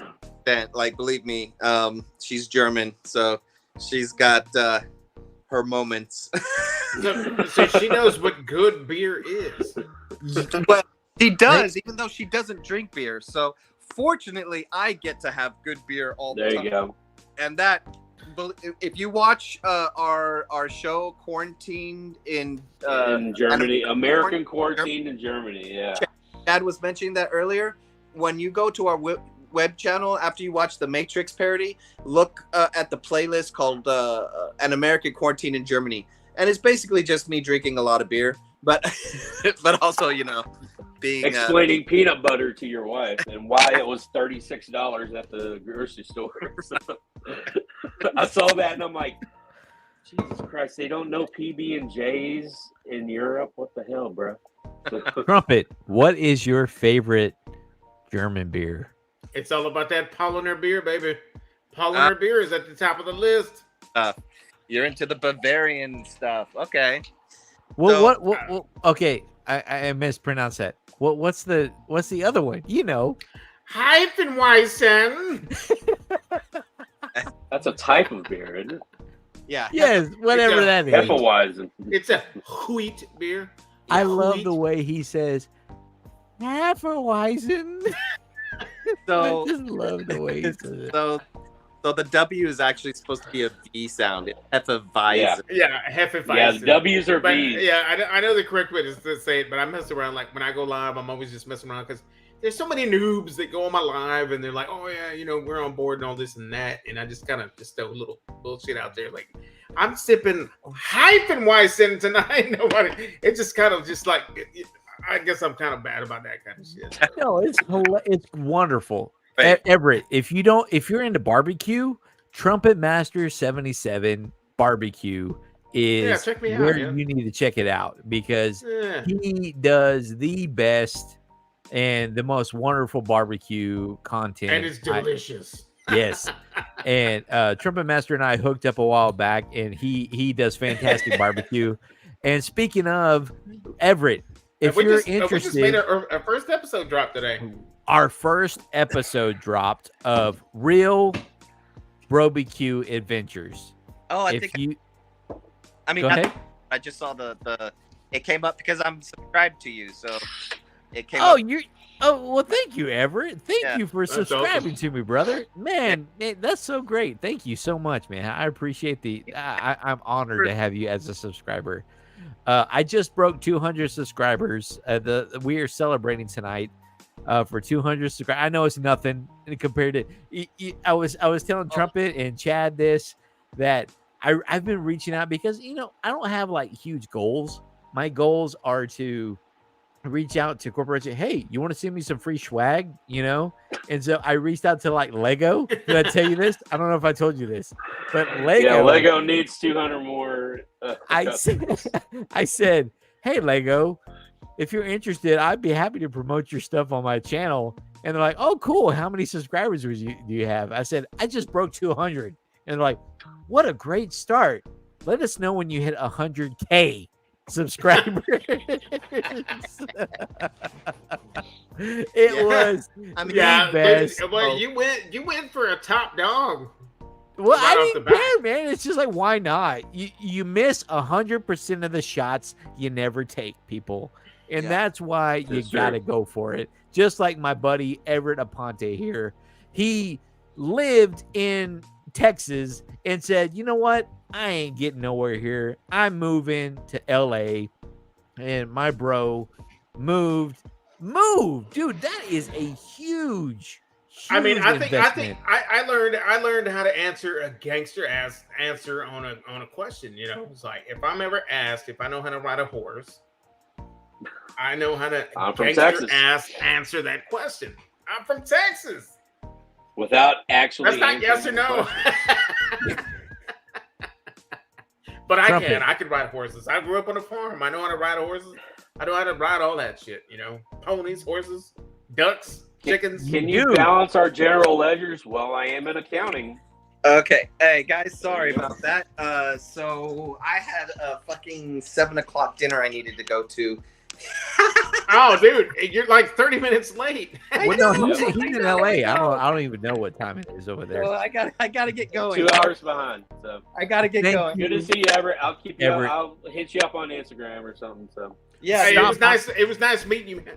Hey, likewise, while dude, you're check at that out dinner, Atomic Eden and check out Atomic Eden and an American Quarantine in Germany. You'll we're gonna watch it. I'm definitely gonna watch that tonight. fun stuff. While you're at your special dinner tonight, throw out our episode 1 to whoever it is that you're meeting. He's got to go Yeah, see Luke yeah. Wilson. God damn it, let him go. All right. Thank I'll you see so much guys. for joining us, Everett. Come by anytime. It's great to have you, brother. It's so good to see you. And we will catch you on the next one, brother. Likewise. Good to see you, Sean. Good to see you, Chad. Y'all take care. Peace out, brother. Peace out, brother. Peace out. Peace. Chad, the Chad. Thanks for That was coming cool. tonight. What'd you Sean, think, sir. man? That's fun. Did you have a good time? Yeah. That was That's awesome. great, man. I'm glad you Chad, could come. dude, I just think that Chad like needs to jump more on these things. He needs to jump in more on these things. That's what I think. Absolutely. I've been telling him for ages. I think it's good company. You good company on these lives on the screen. It's great to have you on. It's awesome. Yes, he's told me in the past, he's like, I'm more of a spectator, bro. You know, and I'm like, I "Ah, am. come on, man, come on. And I'm glad you jumped on tonight because you are. I don't care about politics, Hollywood politics. I'm glad you do, and I'm glad I know just enough because of the people you introduced me to. I know what's safe to take my kids to and what's not safe. So Yeah. that's all I need to know. But you are you are invested, brother. You are so invested. So thank you. I'm a nerd. So yeah. And no, I don't call you a nerd, brother. Especially Hey with man, that. a nerd is not a bad I'm thing. myself a nerd, I so. consider myself a nerd. I'm a nerd. So yeah. I consider myself a nerd. Like No. you guys gotta understand, like in the BBQ community, like I don't think that there is a personality that could like roll toe to toe with me. Because like some of the things that I say, some of the things that I talk about, some of the things that I do, it completely goes over everybody's heads. You know, like it really does. Personality goes a long way, and you have a fantastic personality, Trumpet. And don't ever question yourself on any of that because you are a fantastic company. Just like my bro Chad here. Yeah. I wish he would join more of our chats because he can add quite an addition to it. Along with Gino. Gino was a very special guest from Bat City Toys. He had a great time with us tonight. I'm glad he could join Yeah, us. I'm glad I was able to jump on. Dude, sorry, I was doing the dad thing. I was picking up kids, dropping them Dad? off, you know, swinging. Dude. Then I had to I had grilled chops earlier, and I forgot I had to do a side real fast. We're just happy So to was have I- you as long as we can have you, brother. So I was on the stove doing this with the vegetables while I was texting on my favorite games and stuff, and I was like, man.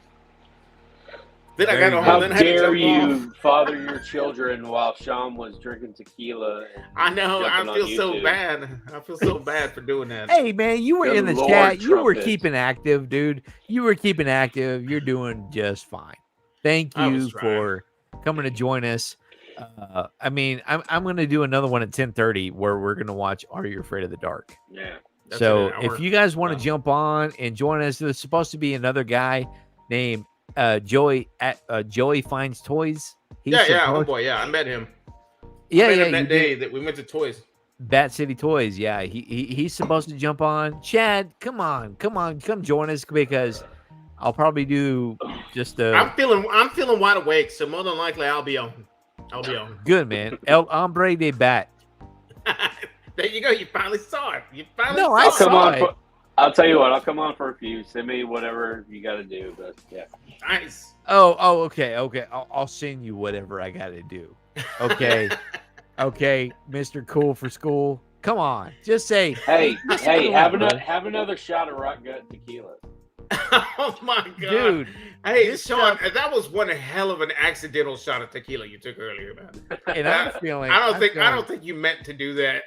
I did not. Well, because, dude, he was trying to look all hard. This thing. It's not even about looking hard. I just saw you, and I'm like, "That's my bro. That's my bro." And I just started pouring. I didn't care. That impressed me. But you took it like a champ, dude. Yeah, you took it like a champ. I ain't gonna lie. This little cup is not as small as it appears. It's not. No, it's like a double. Dude, it's compared to that. I didn't even fill it up. I probably got maybe halfway full. You know, it's a lot. It's a lot. And I took one earlier when I first started to celebrate our 200 subscribers. And I'll take one or two more on the 10:30 if you guys show up. I'll text it to you, Chad. If you show up, you know what? I'll take one for each of you. If you guys show up, I know you're both old. I know you guys are old as fuck. So I cripple down pretty quick at bedtime. If y'all show up, I will take one for each of you. I won't even celebrate. If I make it to 11:30 on a Saturday night, I'm hurting the next day. So I'm old, bro. I know what you mean. Dude, no, you Chess, dude, Trumpet, you are older than my brother. I didn't realize that until, I put two and two together on your Trumpet. Oh yeah, that's my birth year on my name tag there. Yeah, if you clean, can hang, that's brother. just clean living, sir. So me, on the other hand, I'm just. Oh my god. What is that? What is that, Chad? Goldslugger? It's what I sent you earlier. Yeah, it is. Well, but I didn't. I'm not going to out you, bro. Brother. Oh, there you go. The Cabo Wabo. Wow. I don't. Yes, sir. I don't out anybody like straight from Sammy Hagar. What is that? What he is? Educate me. This was, from what I know, this was his brand several years ago. I don't know if he still has a part of it, but I bought it just on a whim because it was my boss's birthday, and I bought a bottle too. And I'm like, this is good stuff. So I'm gonna have a bottle, and it's delicious. Is it delicious? It's a good sipper. Yeah, dude. Well, I gotta take a break and make it go pee pee. Sean, if you're gonna jump back on it in an hour, I'll link back up with you guys. This is the longest 3 hours we've been going since 6:30, my friends. Yeah, hey, congratulations, man! You broke your record. Your first 3 hour live. That's it. Well, it's because I have great. The link is going to be the same, right? What? Is the link going to be the same? No, I'll text you another one. Oh, I'll text you another one. Or email. You want me to email you or text you? Probably email it to me. No, Sean, if you're going to be a streamer, you say private message. I will private message you, motherfucker. I'll PM you. You can I'll e-mail it, bitch. Just email it to me because the way that my Mac works, I have to open up my email in a different deal, and I can just hit that link and jump right in. Just fucking okay, bougie motherfucker. Oh my god, we're already in the late night show. We're already. I'm already. When I'm using this much profane language, you might as well just play the show now. Well, I gotta go. I got to potty and go get another drink. Okay, because I'm not drinking tequila all night. So. Cool. I'll hop in for a good 10-15 minutes or whatever. But come on. I just find it funny that you guys are drinking tequila and I'm drinking Jack Daniels. I don't know. Isn't that the same stuff? What are you trying to say, sir? Are you trying to stereotype some people? What's up with that? What's the difference? What's the difference? It's all great. Yeah, it's all deliciousness. Okay. Oh, dude, we are on another level. Come on, bitches. I can't hang. Well, thank you guys for joining us tonight, and we will catch you at the 10:30 Real Life Perspective show, late night show In 1 hour. Yeah, in 1 hour. Peace out, brothers. We'll see you guys soon. I'll text you guys information, email, schmell ya, and we'll see you guys later. Take out. Send a snail mail. I'll get it next week. Peace out. Peace out, guys. We're